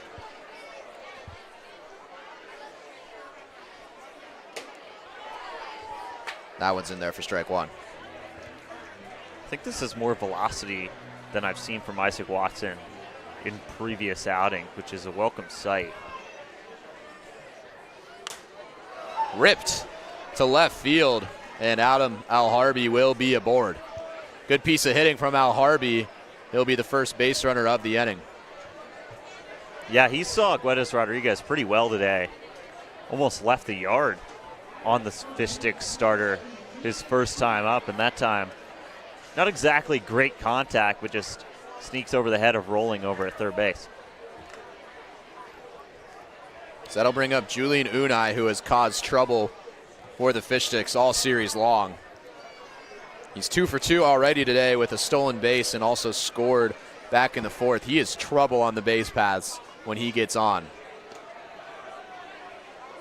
That one missed for ball 1. That one, again, Barsotti kind of talking to the home plate umpire. That looked, at least from our angle, that was in the zone. Yeah, the moment Barsotti realized that pitch was called a ball, he turns right around. Taking off, hit and run scenario, but that'll go foul. Al-Harbi had a good jump, and he's just receiving the news. Actually, he doesn't know yet. And there he goes. There he goes. Thought he had a stolen base. You're kind of getting left on an island in that situation. You must hear the crack of the bat, but you don't know if that ball's fair or foul or whatever factors might be in play. It's also loud here at the Friar. Another sold-out crowd tonight. This one, another base hit for Unai. His 3rd of the day. Al-Harbi's hustling over to third base. The throw way errant. Unai was thinking about taking 2, but Jacob Rolling was right there. But single number 3 already for Unai, proving again that he's a tough out. And 1st and 3rd with just 1 gone. He is really good. That's just another great approach at the plate. And again, an unmakeable play for Hamada. And then this throw was just nowhere on target. Good on Rolling to have the awareness to cover that and not let Al-Harbi or Unai get any free passes. So that'll bring up Orlando Young. Off speed outside for ball one. Young walked last inning and was one of the 3 that came across to score on that Marwin U homer. Another off speed. Young's out in front of it. Off speed has been working this inning for Isaac Watson. So Unai at first, we'd expect him to take off, and he does here. Barsati's going to throw. And first and third scenario, it looks like Al Harby was taken off, and Hamada decided to go home instead of getting the easy out at second base in Unai. If we could take another look at this, that was a lot going on there. You could see the frustration for Alex Hamada. Kind of just took and had and hit it on his thigh. So here's another look. Unai was absolutely gunned, but then he stopped and tried to get the run. Hamada went home. Al Harby held up. So really good base running overall from the Dudes. Good heads up from Unai to try to bait the throw. And then good by Al Harby, a good read to stay at third because he would have been out by a mile. So you don't see that very often on first and third coverage. But no outs recorded on that play, and now second and third with 1 gone. And this will score a run right back to Hamada, who fields the bounce and will fire over to first. And the Dudes have the lead once again. Yeah, I want to go back to just that weird play that just happened, and really good choice by Unai. Kind of similar to Gullard back in the bottom of the 4th to not run into the tag there and make Hamada make a tough decision. Just good heads-up baseball all around. And now the Dudes back in the lead and looking for more. So Bodie Gohagan way out in front of that off speed for strike 1. Orlando Young with the RBI ground out. And the Fish Sticks once again taking the lead. They were down 3-0 going in to the top of the 4th. And Gohagan way out in front again. And this is going home. Oh my goodness, Julian Unai. You cannot be serious. What a read to steal home. And Barsati was completely caught off guard. That is unbelievable. That is just we could take another look. Unreal play. He's been all over the place so far today. Look at this. He looks at him. A pump fake steal home. Oh, my goodness. I have never seen that. Wow. He just it's like the 8th time I've said this today, but his fingerprints are all over this game already. He's got 3 hits. He's all over on the base pass, and now he's got a steal of home. I think that's his 3rd stolen base today. That is his 3rd stolen base, and the first time I've ever seen a pump fake steal home, and it completely fooled Peyton Barsati. Man, that is impressive. 1-2, taken up the middle. This could be trouble, and it gets through. So Unai would have scored regardless, but Bodie Gohagan is on with the single. Yeah, it kind of devalues Unai's incredible play they just made on the base pass, but another good piece of hitting from the Dudes, and this is the best we've seen this Dudes lineup perform in this series so far by a lot. And that'll bring up Indy Anderson. And he takes a look at strike 1. So Unai steals second, but then puts on the brakes to try to force out a throw from home as there's a pickoff and almost gets Gohagan. And that forced a throw from Hamada to home plate, which ended up resulting in no outs for the Fish Sticks defense, and then eventually steals home. And that's how we're at 6-4. And this will end the inning. But what an inning it was for the Dudes. They take a 6-4 lead here at the Friar. Once upon a home in the Issaquah Highlands, the Parkers used Thumbtack for a new kitchen island. Now the pizza is cooking and the kids are excited. Thank goodness for Thumbtack and all it provided. Start your home story on Thumbtack.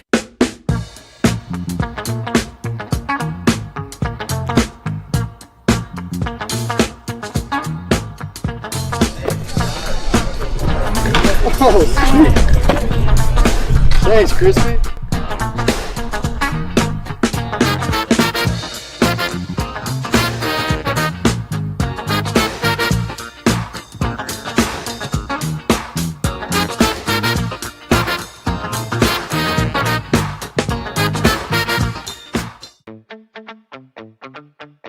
ever wonder how Crispy gets to the fryer for games? He uses King County Metro's Rapid Ride H-Line.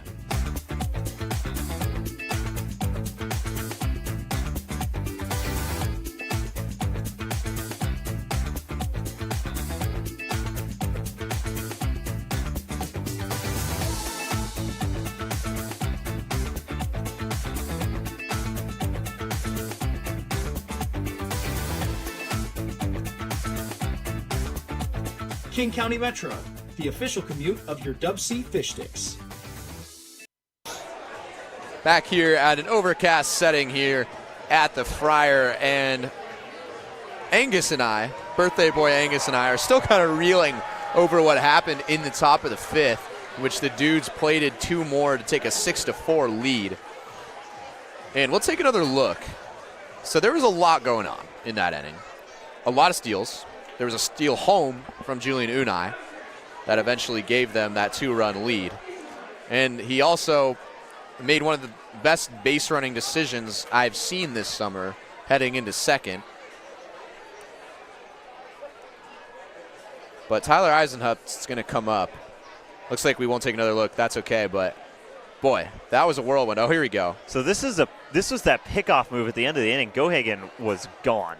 You can see the tag from Bartholomew beats his hand to the bag as the first pitch to Eisenhut misses, but that is clear as day, and Gohagen was called safe, so just a batter's difference as Anderson was retired later in that at-bat. So Tyler Eisenhut comes to the plate. Usually we see him come in for Alex Hamada. This time he's coming in for Noah Kuhn, and it's a 1-1 count.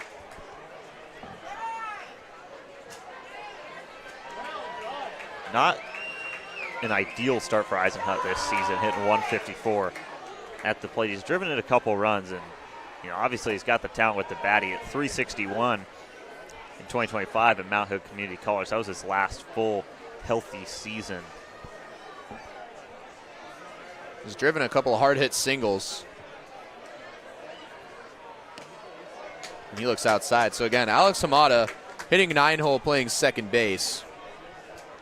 Usually see Eisenhut and Hamada battle for positioning.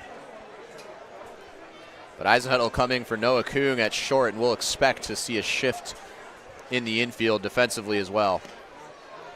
And that's ball 4. So Eisenhut's 4th walk of the year, no stranger to that. And he'll be on first base. Leadoff man is aboard. Yeah, and that's, like you said, I mean, it's just kind of been something Eisenhut, along with Kuhn and a couple other guys in this lineup, have just kind of been really good at, is working walks. And obviously in the PIL, you're not going to find the most controlled pitchers either. So discipline is really important.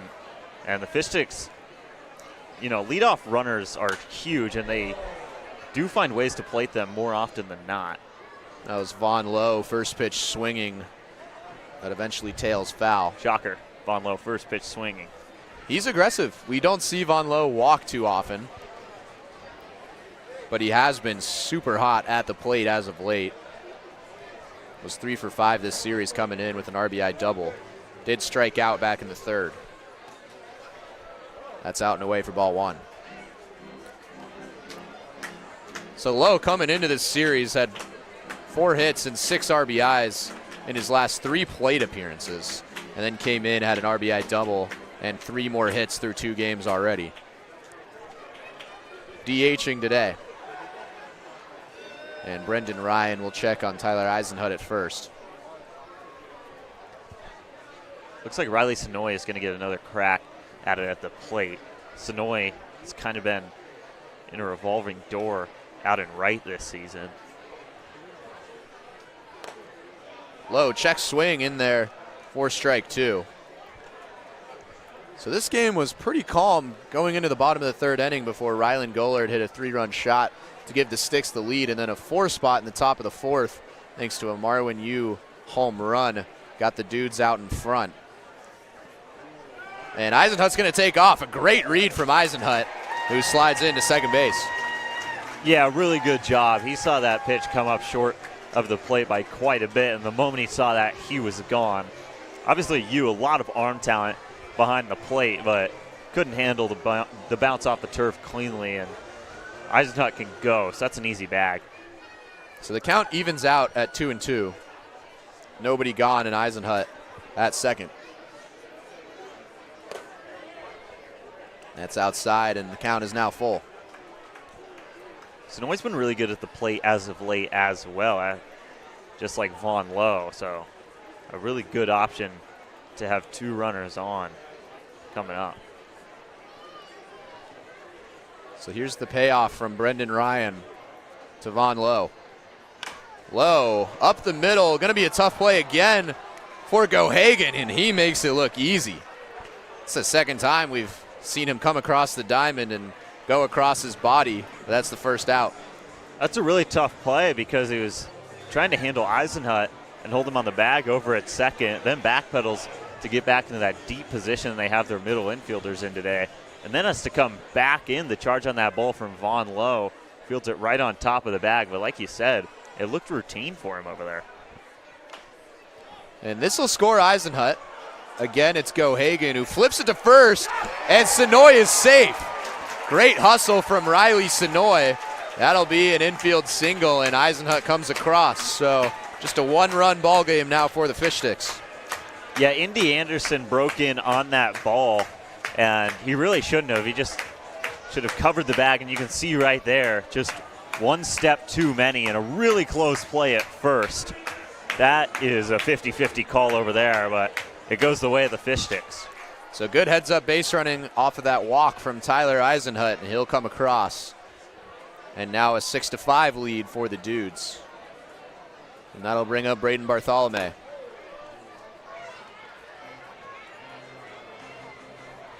Bartholomew continuing to struggle from behind the plate. Did get hit back in the third, is 0 for his last 12, but has been putting great contact on the ball. Has started in every game this summer for the Fish Sticks. This one, again hit hard, but right at Unai at short. This is a double play ball, and the Dudes turn it. The unlucky stretch for Braden Bartholomew continues, but the Sticks played another run. So a 6-5 lead. It's been chaos in the last couple innings here at the Friar, but the Sticks will cut into it as the pony hop is coming up. This one there's always something interesting that happens. Yeah, and speaking of something interesting always happening, this game has just been off the rails so far. We've had so many weird plays. The scoreboard, the score line on the scoreboard here at the stadium isn't even right. They've got a run in the wrong inning, and it's just been hard to keep up with. And it looks like Nathan Burke will come in for the Fish Sticks this inning. So here's the pony hop. We've seen a lot of face plants this summer. And there's another, but smart. Takes it across. Face plant. Takes it across. Now we've got, one of the most historic rulings in pony hop history. If you roll across the line, you're not on the horse per se, but you've got the horse. Does that count? Because he's not hopping. He's flailing. And he's not necessarily on the horse. I don't know. That's a tough one. We have to ask our game day operations coordinator, Roshan Bratt. Yeah, that's a Roshan question. Does sure. a great job. As we take another look at the home runs that have happened here at the Friar. First, it was Ryland Gollard in the bottom of the third. A no doubt 3-run shot. We were talking about it was the farthest we've seen at the Friar this season. And then Marwin Yu said, hold that. And the very next inning took a 3-run shot of his own to give the lead right back to the Dudes. Yeah, both those pitches were just belted. I think both of them we knew right off the bat that they were going to leave this ballpark here at the Friar. And it is shallow out to left field, so you don't need much, but they had it with plenty of room to spare. Nathan Burke is going to come in for the Fish Sticks here, and definitely one of the more interesting arms in the bullpen. He's thrown 4 2/3 so far this year, giving up 4 earned runs. The only sidearm angle in this Fish Sticks pitching lineup, and the walks have been an issue. He's issued 4 walks so far this season, so the control is going to be the question for Nathan Burke. Again, we like to tell this story every time, but Nathan Burke was not originally a sidearm pitcher. Even in college, he was cut 2 years in a row. He said nothing was working, and then he decided to go to the sidearm. and it worked out perfectly. And now here he is, entering and will be entering his second collegiate season. Last year at Olympic College, had 14 appearances, struck out 14 over 19 innings, and held opponents to a 221 batting average. So it's been working for him, and he's going to stick with it. Of course, the control, as you mentioned, is probably the main issue. Also some defensive substitutions. Eisenhut takes his usual post over at second base after pinch hitting for Kuhn, and Rolling moves to his primary position shortstop, and Luke Parker moves over to third base. First we've seen of Parker today in the field. So Burke's first opponent will be Austin Enderson. And he takes a look at strike one. Emphatic strike one call, too.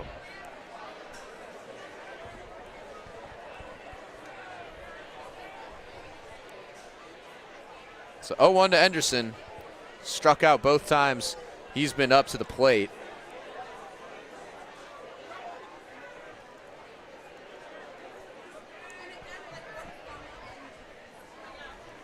He's been wearing this number all night as this has popped up. To Rolling, who's newly at short, and he makes the play for out number one. Yeah, a bit of roster confusion there. Austin Enderson is listed as number 78 on every roster we have, and he's been rocking number 27 today. So it's kind of a confusing moment, but good on Burke to force a pop fly there. An easy play for Rolling over at short. And that's where Rolling is accustomed to playing. He is listed as a shortstop. Has spent time at the hot corner at third. But he'll move over to his more comfortable position. As Marwin Yu steps to the plate, and we just gave an introduction of what Yu did the last time he was up against Isaac Watson. And took that ball for a ride out to left field, a 3-run shot. He took another big hack, but Burke is ahead 0-2. We've seen Burke slip up in some moments, but we've also seen some really good innings from Burke this season. He had a 5-pitch inning earlier this year against the Honkers in that blowout win of a Mount Si 16-1. So here's the 0-2 to Yu. Good pitch, but just off the corner for ball one. You could see Yu kind of start to lean in. He thought about taking a hack at that, but a really good leave to stay alive.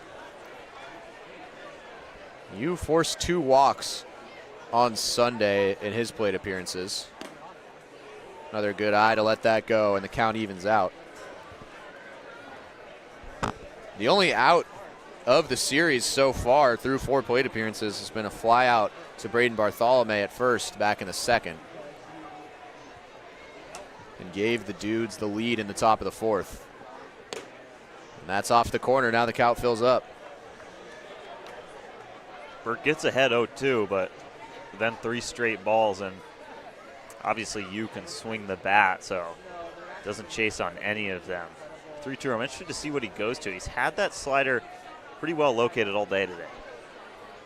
Here's the payoff, and Yu stays alive. Haven't really seen too much of it today, but in the first 2 meetings, the Dudes would get into 2-strike counts, and it almost seems like they would thrive in those 2-strike counts, just battling off pitch after pitch until they found theirs. And it's kind of where they just excelled for those first 2 games. Here's another payoff, and what an at-bat for Marwin Yu.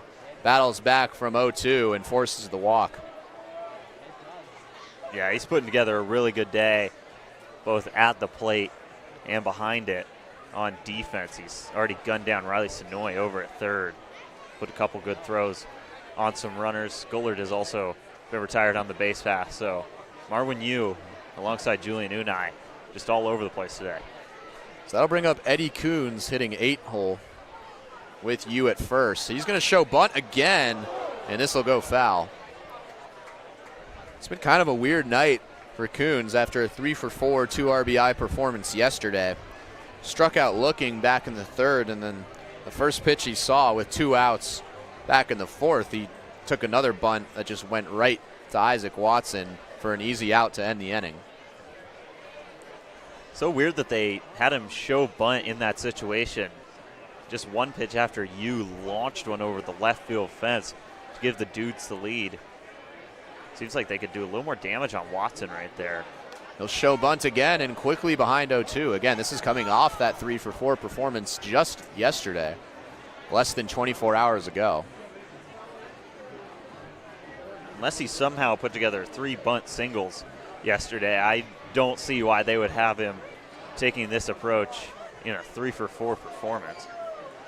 And he was at the leadoff spot for that. Burke checks over at you at first. Off speed completely fooled Coons. And that's strike 3 in the second out of the inning. That slider is so disgusting from Nathan Burke just because that arm angle makes it look like it's rising almost out of the hand. And then it just sweeps away left to right. And Coons, the righty, just had no chance of making contact with that. So to the bottom of the order with Gabe Pham. You still at first and 2 gone. It's off the plate for ball 1. Pham struck out looking back in the 5th and flew out to left field. Pretty deep fly out to Cade Galen, who had his heels on the tracks when he caught it.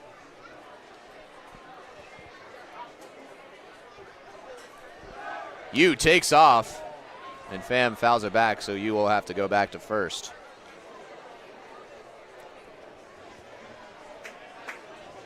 Been pretty good work from Burke so far, getting a lot of chases from this Dudes lineup.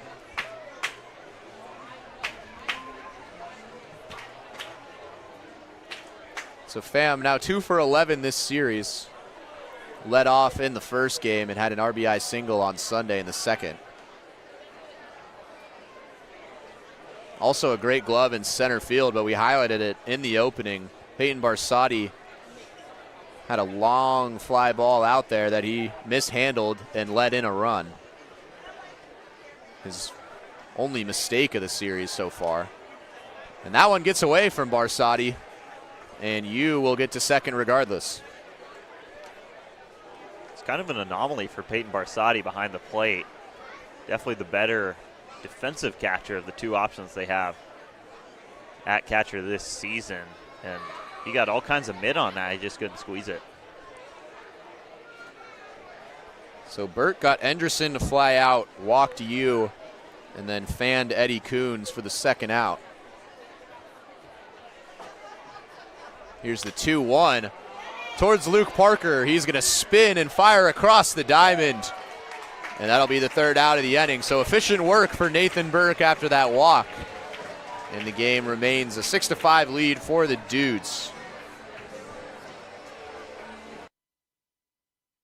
Once upon a home in the Issaquah Highlands, the Parkers used Thumbtack for a new kitchen island. Now the pizza is cooking and the kids are excited. Thank goodness for Thumbtack and all it provided. Start your home story on Thumbtack. Wendy's went back to the kitchen to give our famous spicy chicken sandwich a total upgrade. More crunch, more flavor, with heat that just hits. Is this our best spicy chicken ever? Looks like a yes to me. Spicy chicken just got better at Wendy's. They always say, think happy thoughts. It's easy when you're a Wendy's cookie dough frosty fusion. I'm an instant dopamine hit. Get it? Dope-amine? Like cookie dough. I said like cookie dough! Happiness is a cookie dough frosty fusion at Wendy's.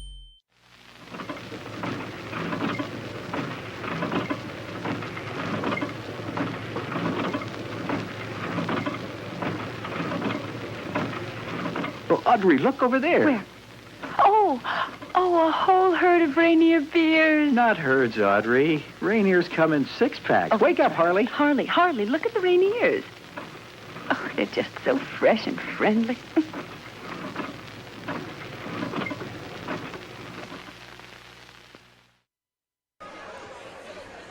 So 3rd arm of the night coming out for the Redmond Dudes, who are clinging on to a 6-5 lead here at the Friar. Kyle Sweeney and Angus Trengmo with you once again here on the Fish Sticks Network. Another big right-hander coming on for the Dudes. Yeah, Dom Miller, like you said, 3rd arm of the day, 3rd righty of the day for Redmond as well. You think they might turn to a lefty, especially with rolling the righty. Or excuse me, that wouldn't make sense at all. But rolling coming up, and Miller, pretty powerful arm on the mound. Rolling, Barsotti, and for the time being, Cade Galen due up for the Fish Sticks. So Rolling moved over to shortstop after Luke Parker took third base. Tyler Eisenhut pinch hit for Noah Kung, and he moved to second. So here's Rolling for the third time tonight. Another kind of sidearm delivery from Dom Miller. Just saw the sidearm from Nathan Burke last inning work well for him. But that's ball one to Rolling.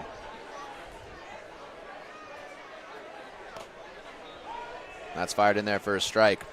Rolling was ahead 3-0 back in the third on Dom Wilson before Wilson came back to strike him out. And then Rolling was hit by a pitch back in the second.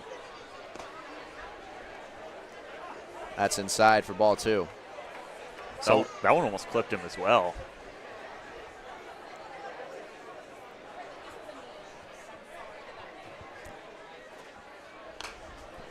Big hack from Rolling, who hasn't really had a chance to show off the power this season. He's been walked twice and hit by a pitch as the lights just came on here at the Friar to brighten up the ballpark a little bit.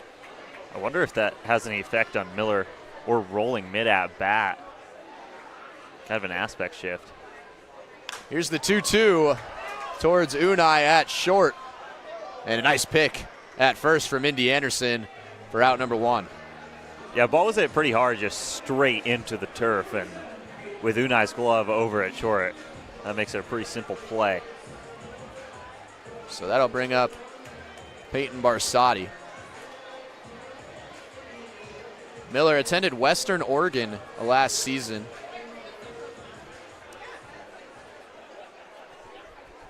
And now up to face the big hitter from St. Mary's in Barsotti.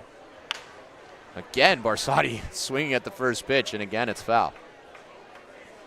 Jackson Dule is getting warm in the on-deck circle, and Dule, the outfielder, likely will replace Galen out in left once the top of the seventh arrives. So another hot bat coming in, and perhaps the hottest over the past 3 or 4 games for the Fish Sticks in Jackson Dule, coming up after Barsotti. Here's the 0-1 from Miller. Barsotti way out ahead. Now 0-2. Yeah, really similar to Nathan Burke's off-speed stuff. Miller's just sweeps away left to right, and Barsotti, again, just had no chance there. That one's off the plate. It's kind of the other side of the coin when you're throwing sidearm, is when you're not able to locate that off-speed like he did on that 0-1 pitch, it can end up anywhere. It's almost like a half sidearm in a way, not a full extension like we just saw from Burke. And Barsotti swings and misses at strike 3. Yeah, really good sequence from Dom Miller, and 2 outs on some pretty good hitters to start this inning. So that'll bring up Jackson Dule. We're just mentioning he's been hot. He's 3 for 5 with a couple RBIs this series, and is 6 for his last 12 from the plate. Brought his batting average all the way up to 381. Was hitless in his first 6 at-bats, much like Von Lowe. Very similar arc this summer. And then an opposite field triple just a couple weeks ago got this whole thing started. And since then, he's been nails.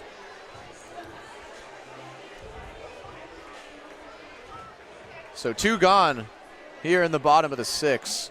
The Dudes still with a 1-run lead. Fish Sticks diving into their bench for Dule. And Miller drives that in for strike 1. If it ain't broke, don't fix it, right? Dom Miller is sticking with what's worked against Rolling and Barsotti. 3rd straight righty for the Fish Sticks as well. We saw Dule go the opposite way for his first couple extra base hits of the year. Again, the triple went the opposite way, and then he's got a lot of speed and legged it out. That one's fouled back. Now 1-2 count. It's almost like Dule is looking to just kind of put it through that right side of the infield as well. That one fouls it off down the first base line. So Miller ahead 1-2. It's been an efficient inning. Try to get DuLay to chase, but that's way outside, and the count evens out.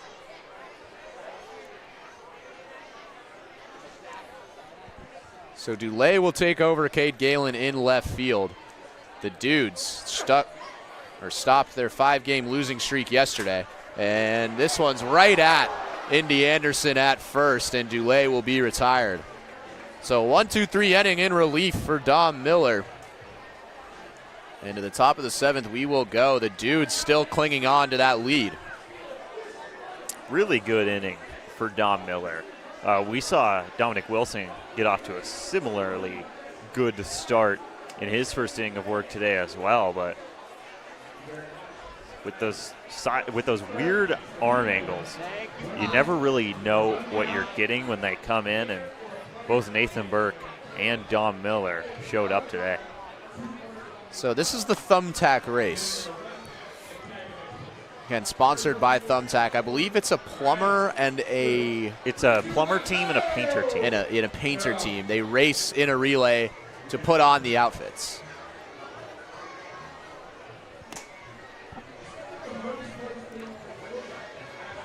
So here we go. I have noticed no trends as to whether plumber or painter is better. I think painter's probably got more wins on the season, but it's not like anything crazy. Oh, you're the first guy. Don't taunt. Come on. If you want to do that, go last, man.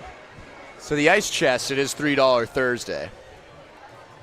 Some of these contestants might be coming from the ice chest. It'll be interesting to see how the tug of war will go at the end of the 7th inning as well, which will be the adult tug of war. That's just a funny thought. So here we go. Here's the 3rd leg of the race. Yeah, it looks like Plumbers has a lead. Oh, this is an interesting. Oh, I don't think we've down. seen this year. Interesting. It might be a little wet out there. You got to respect the hustle. Does that? Oh, did it work? Oh, wow. No. Oh, and sliding finish as well. I like it. Man, that's the 2nd sliding finish we've seen. I like the hustle, but unfortunately, even if he did win that, his right arm was not in the suit. So there's just no way. Take another look. Yeah, no. Got to respect the hustle. Yeah, I really do, but you got to put your arm in the suit, man. No one shows up to work with one sleeve on. Always an interesting one is the Thumbtack race. Yeah, it's kind of unassuming at first, but it's grown on me quite a bit since I've gotten here. Rodrigo Montano comes in. He closed the game out on Sunday, so 2nd straight appearance for Montano. 2 1/3 this year, and still yet to give up an earned run. So it'll be the top of the order with Adam Alharby. Alharby singled and scored back in the 5th. So Montano from Eastlake High School last year played under head coach Elliot Kribbe, who was the coach of the Fish Sticks before departing for his new job at Hawaii at Hilo. And that one's fouled back and a 1-2 count. We've seen Montano a few times at the plate. Is 1 for 3 with a double. As you mentioned, scoreless in 2 1/3 innings on the mound so far. I've seen him kind of limited appearances, both at the plate and on the mound. Not the biggest guy, only 5'7", 170, but he's got some pretty good zip on his fastball. And that was interim head coach Mark Lynn, again, his first game as acting interim head coach for Kribbe, looking to secure a victory and a 4th straight win for the Fish Sticks, who started off just 1-3 and now are 6-4. And Montano walks Alharby, and this is not the guy you want to see up, especially after what happened back in the 5th in Julian Unai. If you're Montano and the Fish Sticks, you just got to find any way to keep Julian Unai off the base pass. I mean, that might sound extreme in a sense, but every time he's on the bases, it seems like he's doing something, and he's creating an opportunity for the Dudes to score. He stole home back in the 5th. And this one's ripped into right center field. Sonoy going back. He'll make the play. So a stroke of luck for the Fish Sticks. That ball was pieced. But nicely done by Sonoy to get the first out. I think that might be the only way you can get Unai out. That ball, like you said, was belted. But good defensive alignment out in the outfield. And Sonoy, it really became an easy play out there. It was just hit pretty much right in his general direction. Just had to move a skosh over to the right. Sonoy was playing pretty far back out there in right field. And that's a huge out for the Fish Sticks. Again, Unai has 3 stolen bases and 3 hits, stole home in just the first 5 innings. Now 1-1 count to Orlando Young.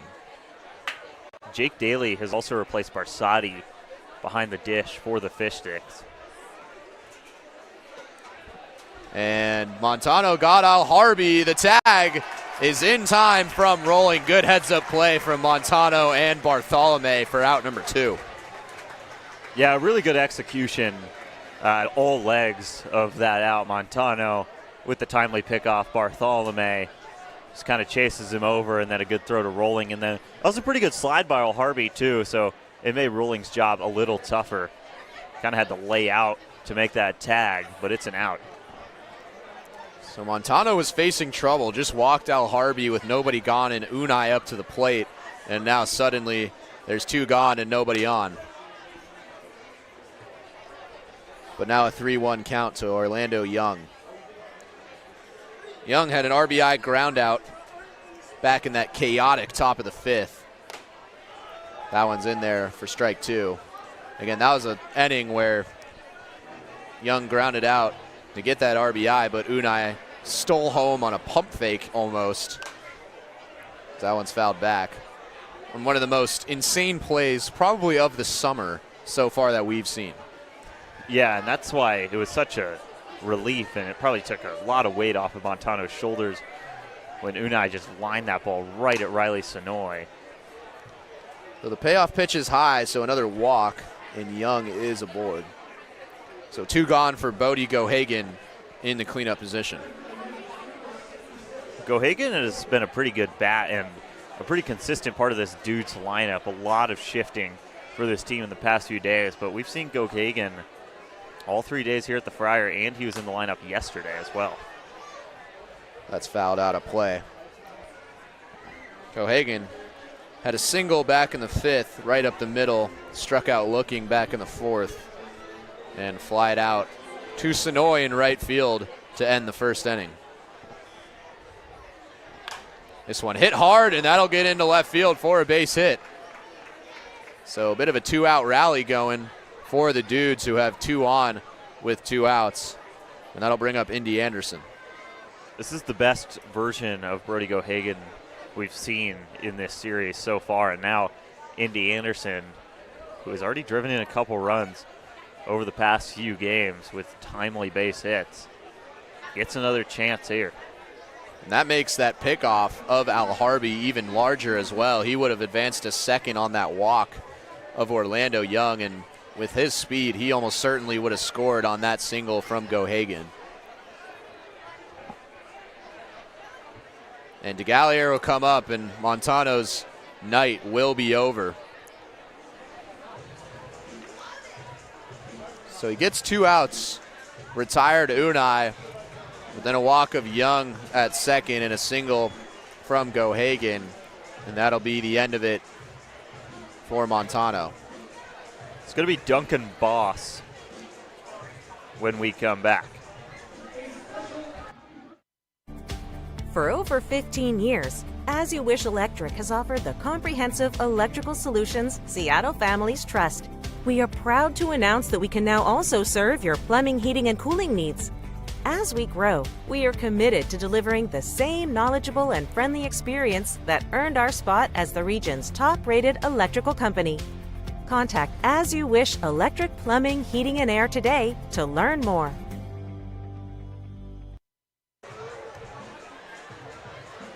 So as Angus mentioned, Duncan Boz will come out. Has seen the most limited time this season, just 2 innings on the summer for Duncan Boss, but they've been scoreless innings. Yeah, and this is another D1 talent on this team. 2 innings of scoreless work, and he redshirted at Seattle U just down the road in 2026, but in 2024 he was lights out, 1.81 ERA in just over 20 innings. So it'll be Boss coming in. It was Montano who came in of relief of Isaac Watson, who allowed that 3-run shot from Marwin Yu, and then 2 more to come in the top of the 5th. After another great start from Santiago Guedes Rodriguez, but he is responsible for 2 of those runs in that 3-run shot back in the 4th. So a very different game than what we've seen the first 2 games of the series, but right now the Dudes, this is the latest they've had a lead. The game was tied going into the 8th inning on Sunday before Peyton Barsati blew that open. But right now the Dudes seem in control. Yeah, it might be a 1-run game, but it does feel like the Dudes are up by more, and it's just that they've controlled the tempo of this game. You might be saying, well, baseball games don't have a tempo. They absolutely do.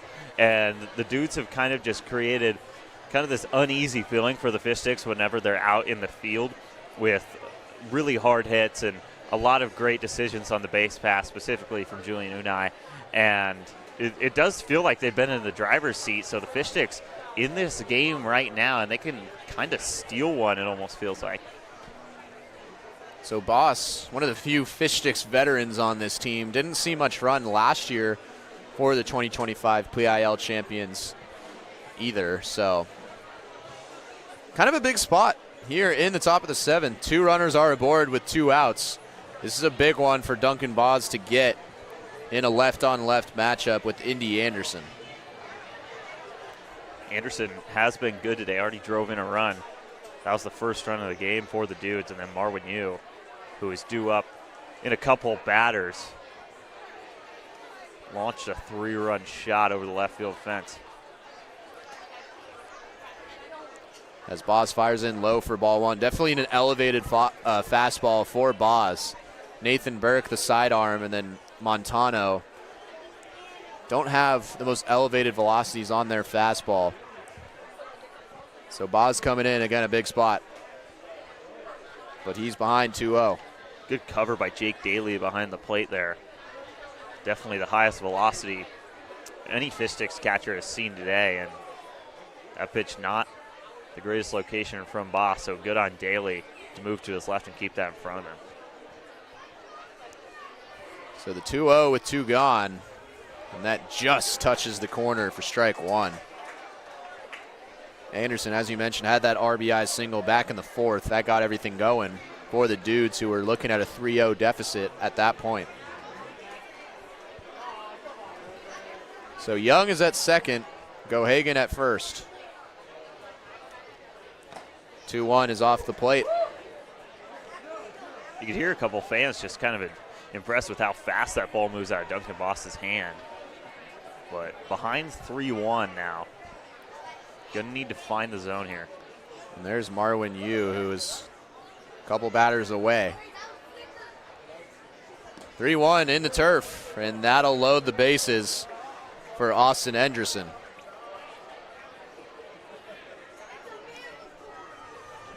Danger possibly brewing with 2 outs for the Dudes, who had nobody on with 2 gone, and Orlando Young to the plate, and now suddenly the last 3 have reached base. Enderson, not his best work so far today, 0 for 3 with a couple Ks to his name. Looks like they'll actually take Enderson out here for a pinch hitter. Enderson, kind of a number snafu for this team today. He was listed at 78, then came out in 26. So trouble brewing. Now number 30,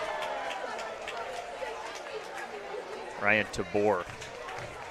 Swings and misses at strike 1. Again, just roster issues all night here in the broadcast. It's a tough one. I wish we could cover this up, but there's 66 players listed on the roster. We don't have a full one, but that's strike 2. Yeah, great start for Boss. on Tabor, just pumping in a bunch of strikes. This is what he did not do against Indy Anderson. And now to get ahead 0-2 here is huge. So Tabor against Boss, bases loaded, 2 gone. Dudes with the 1-run lead, and he stays alive. Man, he threw that ball with some oomph. I mean, he was looking to just blow by Tabor, and, you know, no chance of putting that in play, I think. So a good approach to stay alive here. You think he's going back to that fastball right here? You got to, man. You got to. Here we go. Fastball hit well, but Eisenhut is there. So an important out for Duncan Boz to come out and get out of the bases loaded jam. And to the 7th inning stretch we go here at the Friar, and the Fish Sticks still see themselves behind. Yeah, and I mean, just kind of a game that's been off kilter all night, but that's a huge out for Duncan Boss. I mean, getting ahead 0-2 there was absolutely enormous. Wow. And now with Dom Miller coming back out for his 2nd inning of work, he's going to have to face the top of this order as both Gullard and the 2-hitter. So another now Eisenhut due up. So another sellout crowd here tonight. Some of the seats have emptied out a little bit, but still, as you can hear there, a good amount of fans waiting to see if the Sticks can make it 4 in a row. Yeah, I mean, it's a pretty cool night here in Seattle, and, you know, it's kind of bound to not be as great of a $3 Thursday crowd as we've seen so far this season. But, I mean, for the stands, this is a good amount of people that have stayed to come see this one out. And this has been a good game so far. It's been a really fun game. There are some plays that just cannot be explained. The Fish Sticks scored on a play where they got picked off with 2 outs. I don't think I've ever seen that. And then, you know, we had a steal of home. It's kind of just been all over the place today. 2 3-run home runs, the first time at the Friar this year that there's been multiple home runs in a game. It has been everything that we didn't expect to happen, and we always kind of say it, but in PIL games, it's a great environment, and there's also something that you see that you've never seen before on a baseball field. And once again, that proves to be true, not just once, but multiple times here tonight. So that'll bring up Luke Parker for the first time tonight. Facing off against Dom Miller, takes a huge hack at strike 1. Parker coming in to pinch hit for Alex Hamada, who was 1 for 2. Parker over at third base. And that one's in there, and Miller once again ahead 0-2. And when you get a guy like this on the mound with a weird arm angle, when he's got that, it's almost like a sweeper. It moves like a sweeper, but when he's got that pitch going, it is so hard to read out of hand. Try to get Parker to chase, but he lays off for ball 1. Parker has 6 hits this year, and all of them are singles. It's not something that we expected. There's a lot of power here with Luke Parker, and if you've been following along, he takes some of the biggest hacks you've ever seen.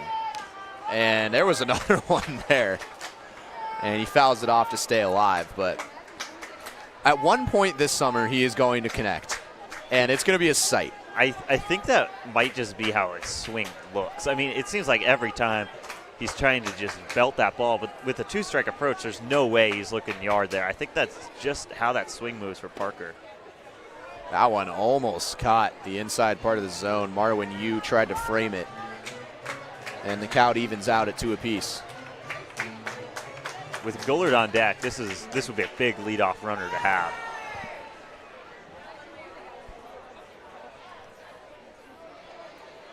Here's the 2-2. Flied out into shallow right. Coming in and making the grab is Anderson for out number 1. It's actually Tobler out there now. He pinch hit for Anderson in the bottom of the 7th, but that's a good play, and it really highlights the fact that this Dude's defense, who is, you know, it just hasn't been good all season, has really performed well today, and it's been a trustworthy defense for the pitching staff of Redmond so far. There's one error attributed to them, and it might be to Orlando Young, the last time Rylan Gollard came up, as he looks at strike one. But right after, the inning after that 3-run bomb that put the Fish Sticks up back in the third, the first pitch Gollard saw the next inning, he just ripped on a line right at Young, who could not handle it. And Gollard is behind 0-2. Another instance, Don Miller just living in the zone and getting ahead. Parker did a good job of staying alive. Let's see if Gollard does the same. Here's the 0-2. Gollard almost bit. Gollard hit his second home run of the season, also his 10th RBI, and his 14th hit of the year, both of which lead this Fish Sticks team. And on the corner for strike 3. So 5 at-bats and 5 gone for Bodie Miller. This has been efficient in relief. Yeah, that fastball, I mean, it hasn't been his primary pitch at all today, but that is just perfect placement. I mean, a great frame. He's had a great day behind the plate, and that pitch, especially when it's coming across like that, it's just so hard to hit. There it is again. And Tyler Eisenhut came in to pinch hit for Noah Kung back in the 5th. Had a walk, a stolen base, and eventually came around to score on a grounder from Riley Sonoy. Up the middle, Gohagen's been busy, and it's been no problem for him all night. And a quick 1-2-3 again for Bodie Miller. So the Dudes we're going to go to the 8th, and the Dudes are still sporting that 6-5 lead. Fish Sticks offense has been stymied here the last few innings. I think it's time for the main event, though. That is true. Yeah. Adult Tug of War, $3 Thursday. This is really what could go just wrong? A recipe for, I guess, yeah, disaster. We'll say disaster. Or the opposite end of that spectrum. Well, for us, I mean, there's no disaster in it for us. No stakes for the broadcast booth up here. But. Oh, the right side. Got a little night-night going on, too. That wasn't close. Oh, here we go. No late push. Late push? No. Or late pull? I guess it would be a late pull. Yeah, you're right. If it was a late push, they would have lost a long time ago. I like the move to keep Duncan Boss in here. He only faced 2 batters back in the 7th, and the second batter he faced, he threw some of his best pitches of the season so far. But with Marwin Yu up, I mean, you got to handle this guy with caution. He's had a great bat today. So a 6-5 lead, and Duncan Boss did a great job to get out of the jam last inning. And the Seattle U product will be out there again. The Fish Sticks struggled in 1-run games to start the year. They dropped 2 in a row to the Blackfins, another PIL opponent, by just 1 run. That was part of their 1-3 start to the season. And this is what Marwin Yu did back in the 4th inning. A no-doubter 3-run shot, his first hit of the series, and that put the Dudes on top for the first time today. And he'll lead things off and take a look at ball 1. Yeah, Boss still turning that fastball more often than not. Again, very high velocity, sitting low 90s for Duncan Boss. That's outside, and Yu is ahead 2-0. Yu walked his last time up in the 6th. Would advance on a pass ball, but that's it. That one's fired in there for strike 1. I mean, just a noticeably faster velocity, noticeably higher velocity on his fastball than anyone we've seen today on the mound. That's just off the plate. Yu ahead 3-1. First batter that he faced in the 7th, lost him on a walk, and then he really locked it in right after that and got a huge out. That one's in there for ball 4, so Marwin Yu, second straight walk. He has been a tough out today. The third time he's been on in 4 plate appearances. And the leadoff man is aboard. Eddie Coons is now up. We've seen him show bunt twice, including one instance with no runners on and 2 down. So with you on first in a 1-run game, do you see Coons lay down another bunt here, do you think? Could be. It hasn't worked so far. He does not show bunt this time. And that's low for ball 1. Coons has struck out twice and had a bunt out to the pitcher, and that was the pitch right after Marwin Yu hit that 3-run blast. Swinging away here is Coons, who again had a great day yesterday at the leadoff position, was 3 for 4 with a couple RBIs. So the full green light here on this at-bat. With Boss's velocity, I mean, it's probably so hard to get a bunt off against that fastball. So I think that's the logic here for the Dudes. Let Coons swing away, and he did have a great day at the plate yesterday, so obviously a capable hitter. Yu took off last time he was on. It was a foul ball that sent him back, because that's in there for strike 1. So he might take off over there at first. This one could be 2. Eisenhut over to Rolling, and a nice pick from Bartholomew. And a double play, a big one for the Sticks. Coons hit that ball too hard for his own good. It was right at Eisenhut. Rolling's throw, a baby skip into Bartholomew, and with Bartholomew's fielding prowess over there, that's an easy play for him. So classic 4-6-3 and 2 big outs for the Sticks. Seen Bartholomew have a couple of picks just tonight alone, as Gabe Pham takes a big rip at strike 1.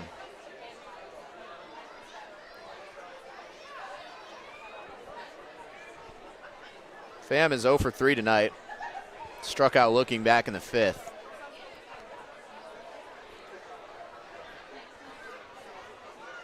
Here's the 0-1 inside. So Duncan Boss trying to send the Fish Sticks to the bottom of the 8th, which is where Peyton Barsotti became the hero on Sunday with a 3-run shot that broke the tie. But right now, the Dudes and Bodie Miller out of the pen have kept the Fish Sticks at bay. Wasn't on that pitch, but Boss seems to be aiming for the back foot a lot here on these Dudes hitters. They're not offering at it so far. So here's the 2-1. Check swing, Pham a little frustrated, and the count evens out. There was 2 outs and nobody on last inning for the Dudes, and suddenly they loaded the bases, and Boss was able to get out of the jam. So back to the top of the order, and with Julian Unai lurking in the hole right now, that could get dangerous. And Pham stays alive. We've seen Gabe Pham have an impact at the plate in this series so far, and he has just been a non-factor today at the plate to this point. So a good job by these Fish Sticks pitchers to keep him at bay. He led off the first game of the series. Here's the 2-2 towards Parker. It's going to be a long throw. And Bartholomew again, another great scoop. Parker will go over and thank him. And a 1-2-3 inning for Duncan Boss, just what the Fish Sticks needed, as they're taking a look in the bottom of the 8th to try to tie this thing up. You ever wonder how Crispy gets to the fryer for games? He uses King County Metro's Rapid Ride H-Line.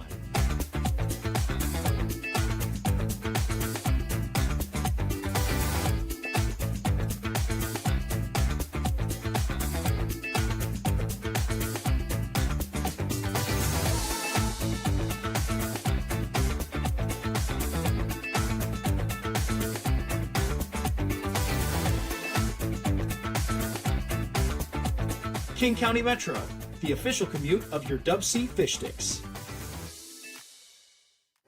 Once upon a home in the Issaquah Highlands, the Parkers used Thumbtack for a new kitchen island. Now the pizza is cooking and the kids are excited. Thank goodness for Thumbtack and all it provided. Start your home story on Thumbtack. So this is Dom Miller, who will come out for a third straight inning. 6 up, 6 down so far for Miller. And to the bottom of the 8th. And the Sticks are running out of time if they want to get to 4 straight victories, as we take a look at this last throw from Luke Parker. Yeah, it came in low. This is just a heck of a pick on the backhand by Braden Bartholomew. And, well, it hasn't exactly been a sweet start to the season at the plate for Bartholomew. His glove is one of, if not the most reliable out in the field for the Fish Sticks. So Noah Benedict will come in and pinch hit for Von Lowe. It'll be 3-4-5, the heart of the order due up for the Sticks. And Miller doing what he has so far tonight, all night, with a first pitch strike. You can see Mark Lynn starting to turn to some lefties against Dom Miller, who has just eaten up the righties of this lineup so far. We say it every time. We love to see whenever Noah Benedict comes up to the plate. He's been hitting well in limited appearances. Only has 1 or 2 starts this season for the Sticks. And that again finds the corner for strike 2. Yeah, so far, after the Fish Sticks test Miller with a lefty, it's just been more of the same.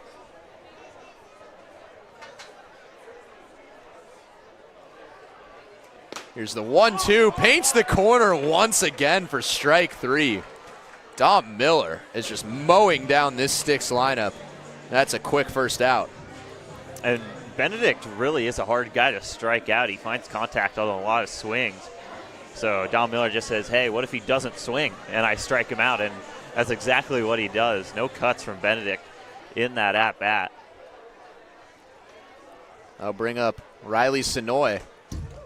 First time he's played the full game so far this season, and he's taken advantage. 2 singles in the 2nd and the 5th. Did strike out in the 3rd.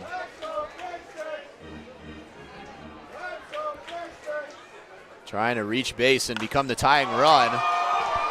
This one's out to center field. Pham is under it. And an easy first 2 outs. 8 up, 8 down for Miller. That was probably the best contact a Fish Sticks hitter has got on Dom Miller so far today. Sonoy just a touch under it.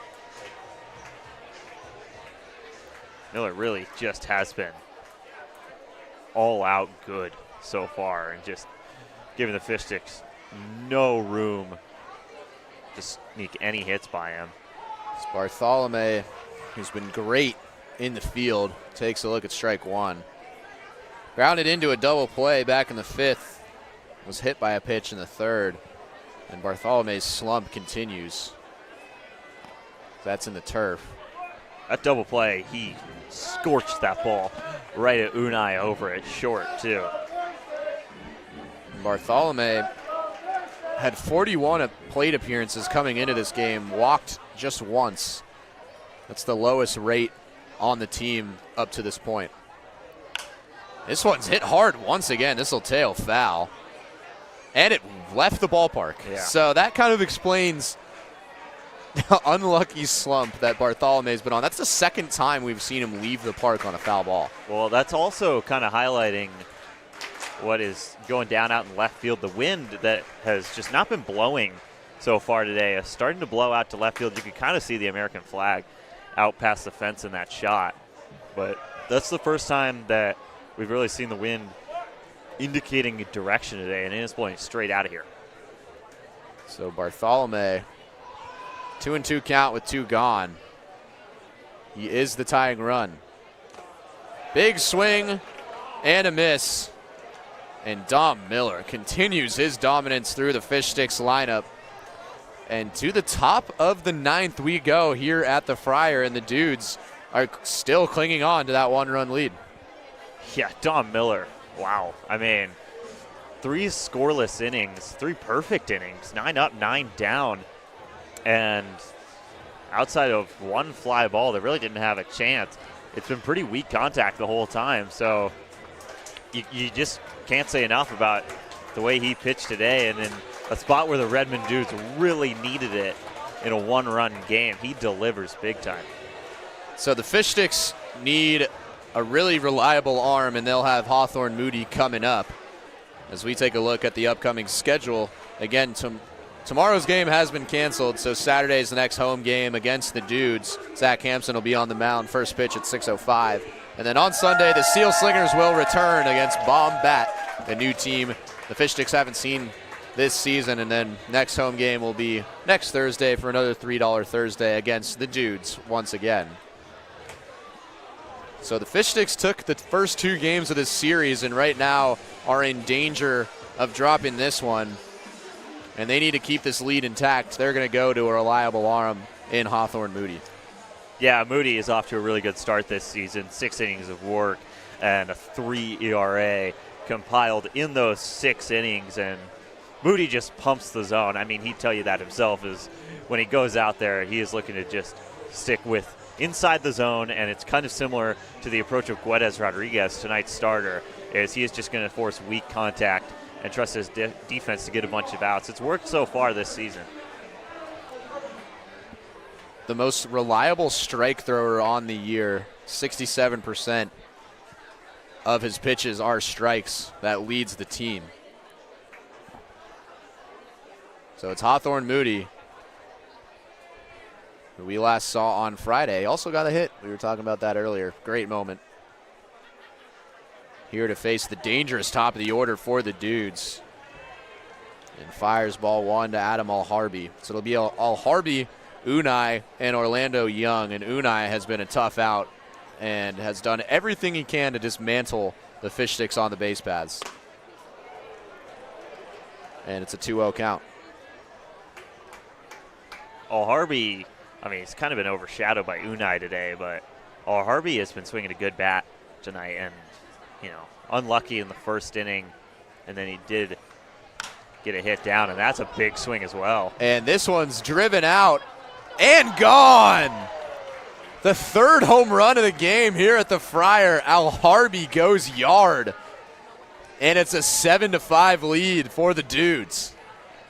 Like I said, the wind has just picked up to that exact direction and right over the Trident Seafood sign out in left center. And, you know, Alharbi, I mean, Unai has been the story at the top of this order, but a good approach at the plate all 4 times he's come up, and that time he gets his pitch and drives it.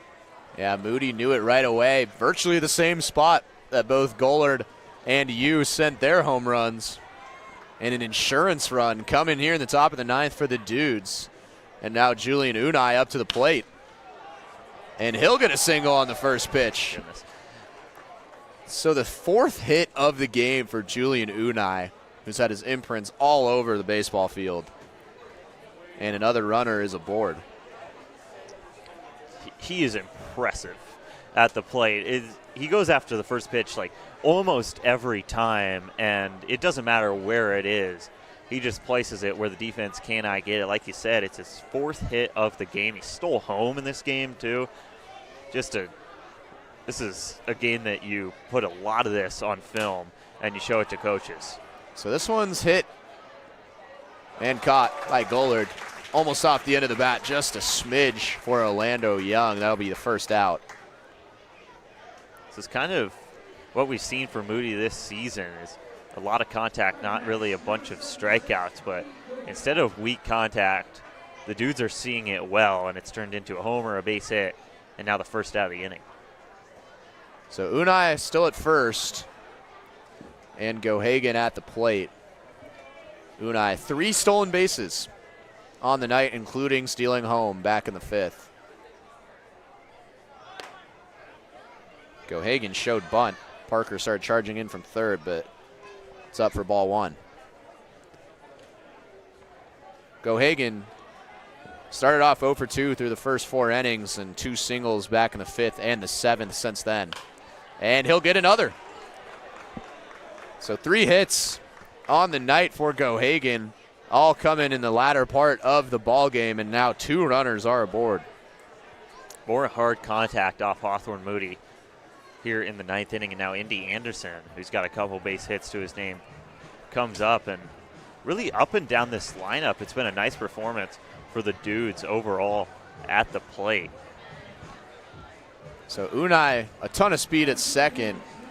Gohagen on for the third time tonight over at first. And that will bring up Indy Anderson. Just one gone.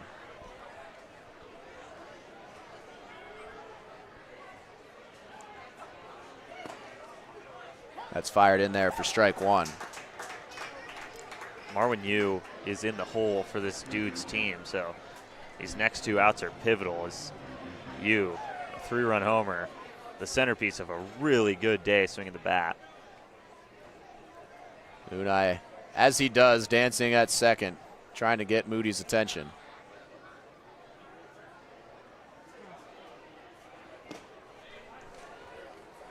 And it's 1-1 count. Anderson walked back in the 7th and singled and scored back in the 4th. An RBI single that started the scoring for the Dudes. Come around to score on that Marwin Yu home run. And this one's hit well. Gollard's going to have to, he's sprinting towards the wall and he won't make the play. So all the runners will advance. Unai thought that was going to be a play, so he didn't go very far down towards third base. So the bases are now juiced with one gone, and that'll be an error out there at center field to Rylan Gollard.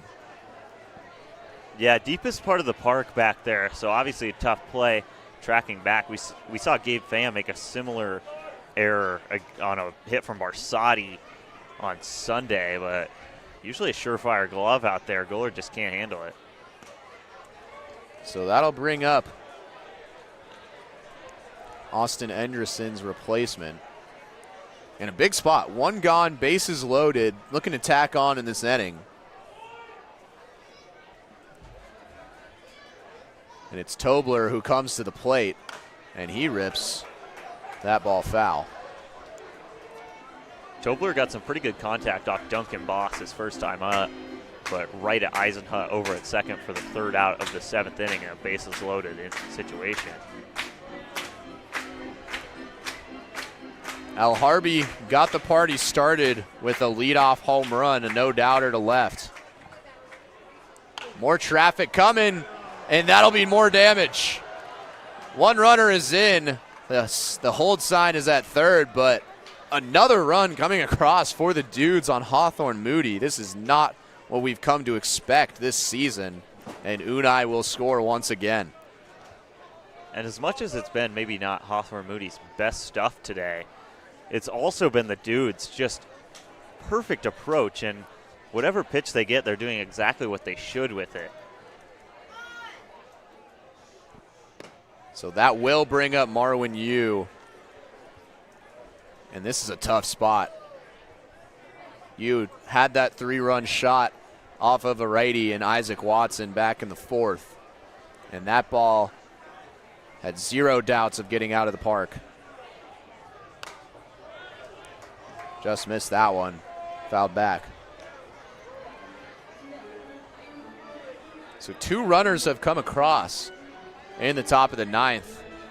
The Dudes adding 2 insurance runs and racing ahead here are the Fish Sticks in the 9th.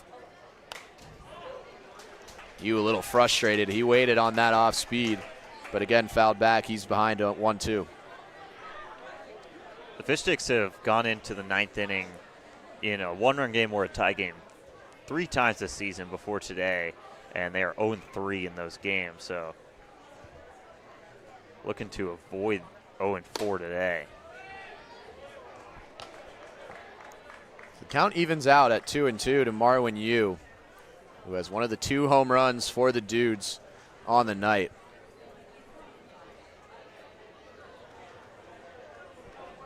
As Moody will step off.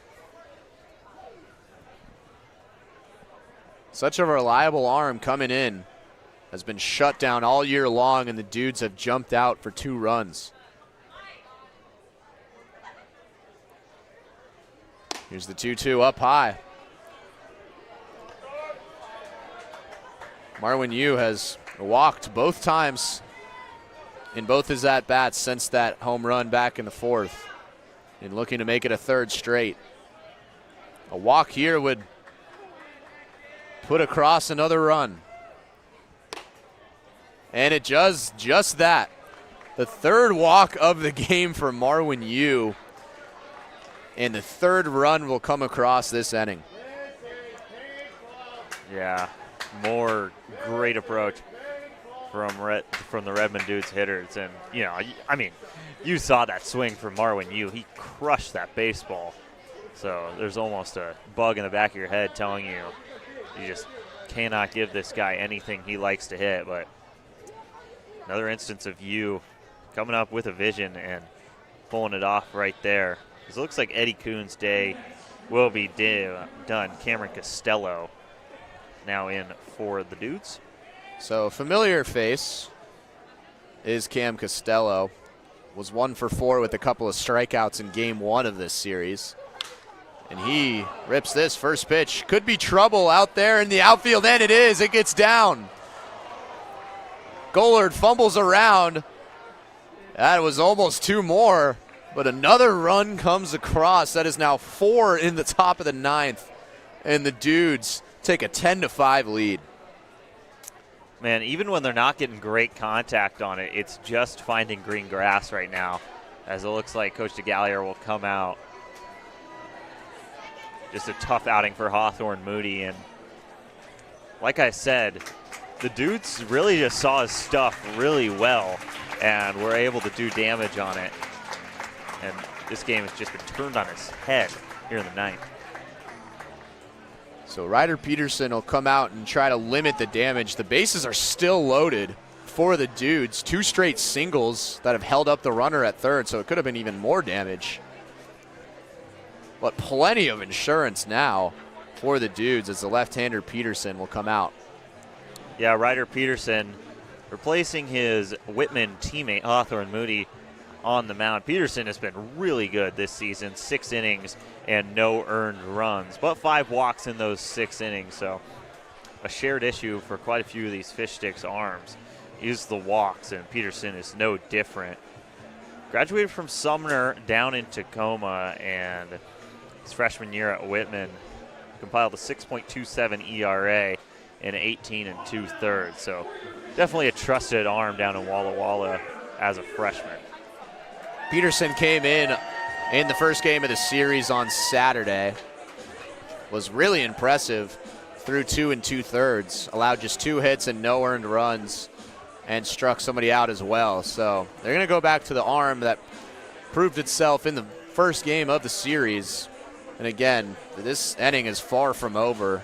Already 4 across, and the base is still loaded with 1 gone.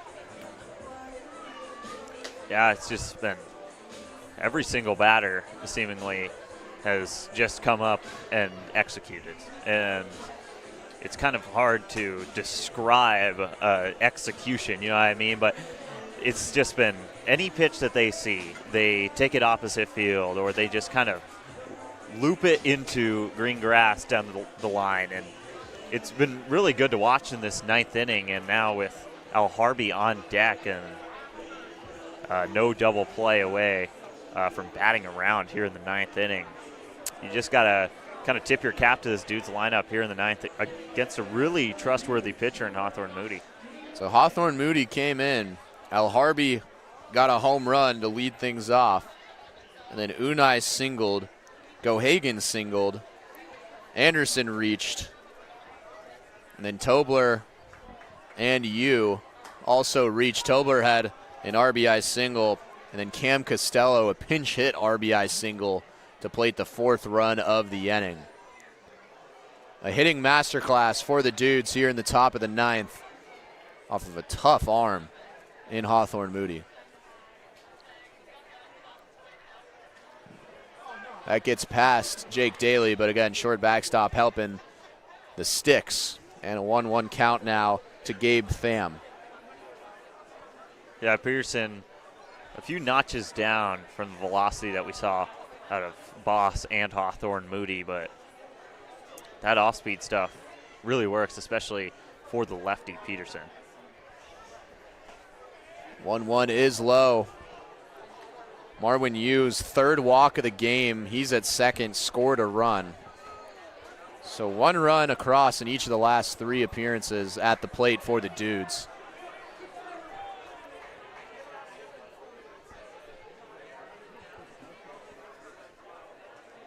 Here's the 2-1. Change-up outside, now a 3-1 count, and this could get dangerous going back to the top of the order with Al Harvey, who led things off with a home run in this inning. Yeah, no, Harvey, it hasn't just been the home run either. Also had a base hit and a hot shot out to center that just kind of landed in Gillard's area. This could be tough for Eisenhut. There's 1, and there's 2. Nice play by the middle infielders, Eisenhut and Rolling, and Peterson gets out of the jam. But a steep uphill battle for the Sticks, who have to make up 5 runs in the bottom of the 9th. Wendy's went back to the kitchen to give our famous spicy chicken sandwich a total upgrade. More crunch, more flavor, with heat that just hits. Is this our best spicy chicken ever? Looks like a yes to me. Spicy chicken just got better at Wendy's. They always say, think happy thoughts. It's easy when you're a Wendy's cookie dough frosty fusion. I'm an instant dopamine hit. Get it? Dopamine? Like cookie dough. I said like cookie dough. Happiness is a cookie dough frosty fusion at Wendy's.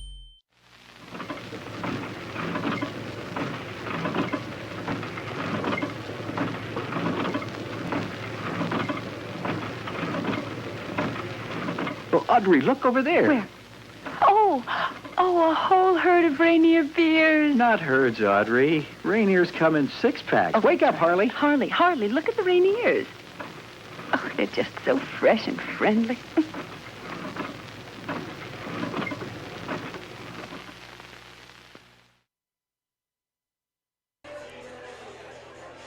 So to the bottom of the 9th we go. The Fish Sticks 3-game win streak in serious jeopardy of a miracle rally, down 5 runs after 4 runs came across for the Dudes in the top of the 9th. And they're looking for their second win in as many days. Yeah, and they really just saw the baseball so well in the top of the 9th inning. And it ended with 5 hits that turned into 4 runs, including a homer from Adam Al-Harvey at the top of the lineup. So, like you said, it's going to take a lot for the Fish Sticks, but thankfully they don't have to face Dom Miller anymore. Miller was outstanding. 3 perfect innings in relief, and now Wade Treloggan comes in for the Dudes. Second time that the Sticks will see Treloggan. Saw him in game 1 go 3 innings. So the lefty will come in. Miller, the sidearm relief was just perfect, literally and figuratively, in relief. Shut down the Sticks for 3 straight innings. And after 4 runs come across in the top of the inning, Jacob Rolling and the Fish Sticks have a long way to go. As Rolling takes a look at strike 1. Yeah, not going to see a lot of pace out of Wade Treloggan, but the first lefty that the Fish Sticks have faced today. That just misses for ball 1. Rolling hit by a pitch back in the second, struck out in the third. Hit a hard ground ball to the shortstop his last time up. That one also just misses. Now 2-1 count. Rolling's been really disciplined in his first couple games at the plate. It's turned into a few walks already. This one's hit well. Out to left center field, and it is gone. Jacob Rolling, that ball had a family. That got way out of here. Yeah, that just glides out of here for the bald eagle. And that is the way you got to start this 9th inning if you're the Fish Sticks. Just an absolute nuke, and the 4th home run of the game here at the Friar. And that kind of just shows what the Fish Sticks have with Jake Rolling. We haven't seen much of it this season. But, man, that ball was popped. We've now seen 4 home runs basically hit to that exact same spot. And that'll bring up Jake Daly, who came in behind the plate for Peyton Barsotti. And, man, Jacob Rolling, after a sensational season at Jesuit High School in Oregon, heading to Spokane for Gonzaga, and he shows off there.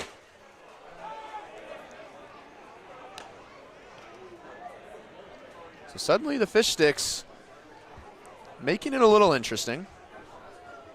Still a long way to go. That's just outside for ball 2. So Jacob Rolling did his job the best you could as the leadoff man. Now all those runs in the top of the 9th for the Dudes are just of vital importance. And this one's opposite way, so that'll be a base hit for Daly. As good of a start as you can get if you want to make that miracle rally. And Daly is aboard. I've been really impressed with Jake Daly's bat so far this season. Not exactly the most pop you're going to see in this lineup. Not looking to do what Rolling just did with that homer, but just a lot of good pieces for singles. And I mean, that's really valuable, especially in a situation like this where you're just looking for base runners. So Daly, his fourth hit in 11 plate appearances this year. Hasn't seen a ton of time, but has made the most of it. And that'll bring up Jackson Dulé. Really hot bat for this team. Takes a big hack. Dulé lined one out to the first baseman, Indy Anderson. Looked like it might have been able to squeak through for a base hit. But now he's down 0-2. And Trelagan will check back at first.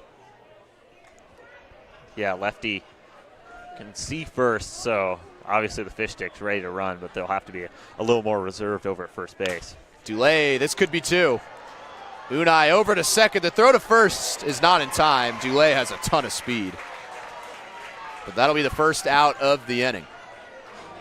Yeah, good on Dulé for running that out and giving the Fish Sticks more of a chance to battle back in this game. But Trelagan, that's a big first out now, especially just with such a hole that the Fish Sticks need to dig themselves out of.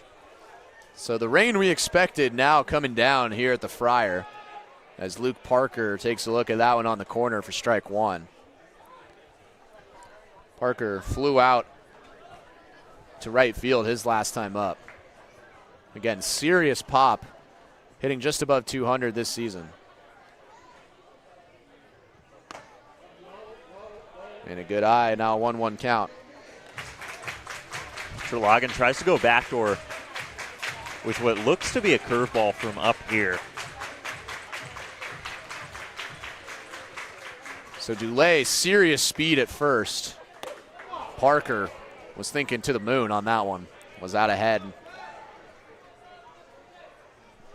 He was maybe done with his swing before that ball landed in the mitt, so obviously you want to do damage here, but Trelagan just had him fooled there. Another big hack into the Dude's dugout.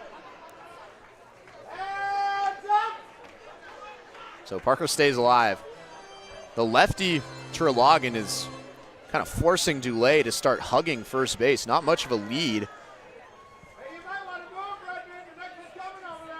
And he will check back at Dulé. Yeah, just trying to keep Dulé honest. Obviously, we just saw him beat out the throw at first at what was a pretty tailor-made double play ball. Parker drives this towards left field. Should be an easy play for Al Harvey, and it is. So now 2 gone in the last gasp of life. Now up to Rylan Gollard. Yeah, another instance of Parker just being out front and just a little too low for him to really put a good charge into it. Now Gollard the last chance. Gollard got the scoring started earlier in this game with the towering 3-run home run in the 3rd. And he takes strike 1. Continuing a stellar season. Did make an error in center field in the top half of the inning. Don't see that very often, just his first of the year. He wanted to give that one for a ride, but Trelagan, the off speed has been working, and he's ahead 0-2. Trelagan has just taken so much off his pitches here. I think it's thrown the Fish Sticks off.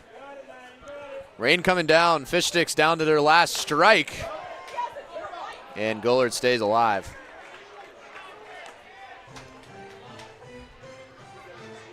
So Daly at first. Jake Rolling had a leadoff shot, his first home run of the season to lead off the inning. And then Jake Daly followed that up with a single. But since then, been shut down from Trelagan, still working with the 4-run lead. This is grounded towards Unai. Going to be a tough play. Gullard's got speed, and he's out in time. And the Dudes storm into the Friar and take an impressive 10-6 victory. And they've won 2 straight in as many days to spoil Coach Mark Lynn's debut as interim coach. And the Fish Sticks will fall to 6-5 on the year. Yeah, and the Dudes lineup really showed out today. Up and down, just a lot of different contributors. Obviously, you got to talk about Julian Unai and Marwin Yu as the guys that made the most impact for Redmond in tonight's win. Unai, 4 hits and 3 stolen bases. That is video game stuff. And then Marwin Yu, there's his 3-run shot that gave the Dudes a lead that they would not relinquish for the rest of this game. And just a really good hitting performance for this team. So Yu, the first of the 2, and then Al Harby with the Dudes leading just 6-5 in the top half of the 9th. Came up against Hawthorne Moody and blasted away, and then from there it was Armageddon for the Dudes, who would plate 4 runs in the top of the 9th to put the game away. And just, as you said, impressive hitting from the Dudes, who will come once again here on Sunday to face off against this squad, or on Saturday. But this series isn't over, so we take another look. On Saturday, it will be Zach Hampson that will get the ball on the mound. That'll be a huge bounce-back opportunity for the Fish Sticks. And then on Sunday, it'll be against Bombat. The Seal Slingers will return, and then next Thursday, the Dudes will come back and play the Fish Sticks here at the Friar. So an impressive display from the Dudes. Who was your stick of the game for DubSea? My stick of the game, I think I'm going to have to give it to Rylan Gullard just because of the impact that swing had in the 3rd inning. Just a towering shot, and that ends up being half of the runs for this Sticks team. But Santiago Guedes Rodriguez was also really good in his start today, and the Dudes really just got to this bullpen. They got to Guedes Rodriguez as well in that 4th inning, which started kind of a hit parade almost for the Dudes in the final 6 innings. 12 hits overall for Redmond in the win. So the Dudes stay hot. 2 straight wins for them. Another opportunity for the Fish Sticks against the Redmond Dudes will come up on Saturday. It was a chaotic game. 4 home runs, stole home, pretty much everything in between. But the Dudes separated in the 9th. A 10-6 victory here at the Friar. And for Connor Ryan and the rest of our great crew behind the scenes, and for the birthday boy, Angus Trangmo, I'm Kyle Sweeney, and we'll see you on Saturday night.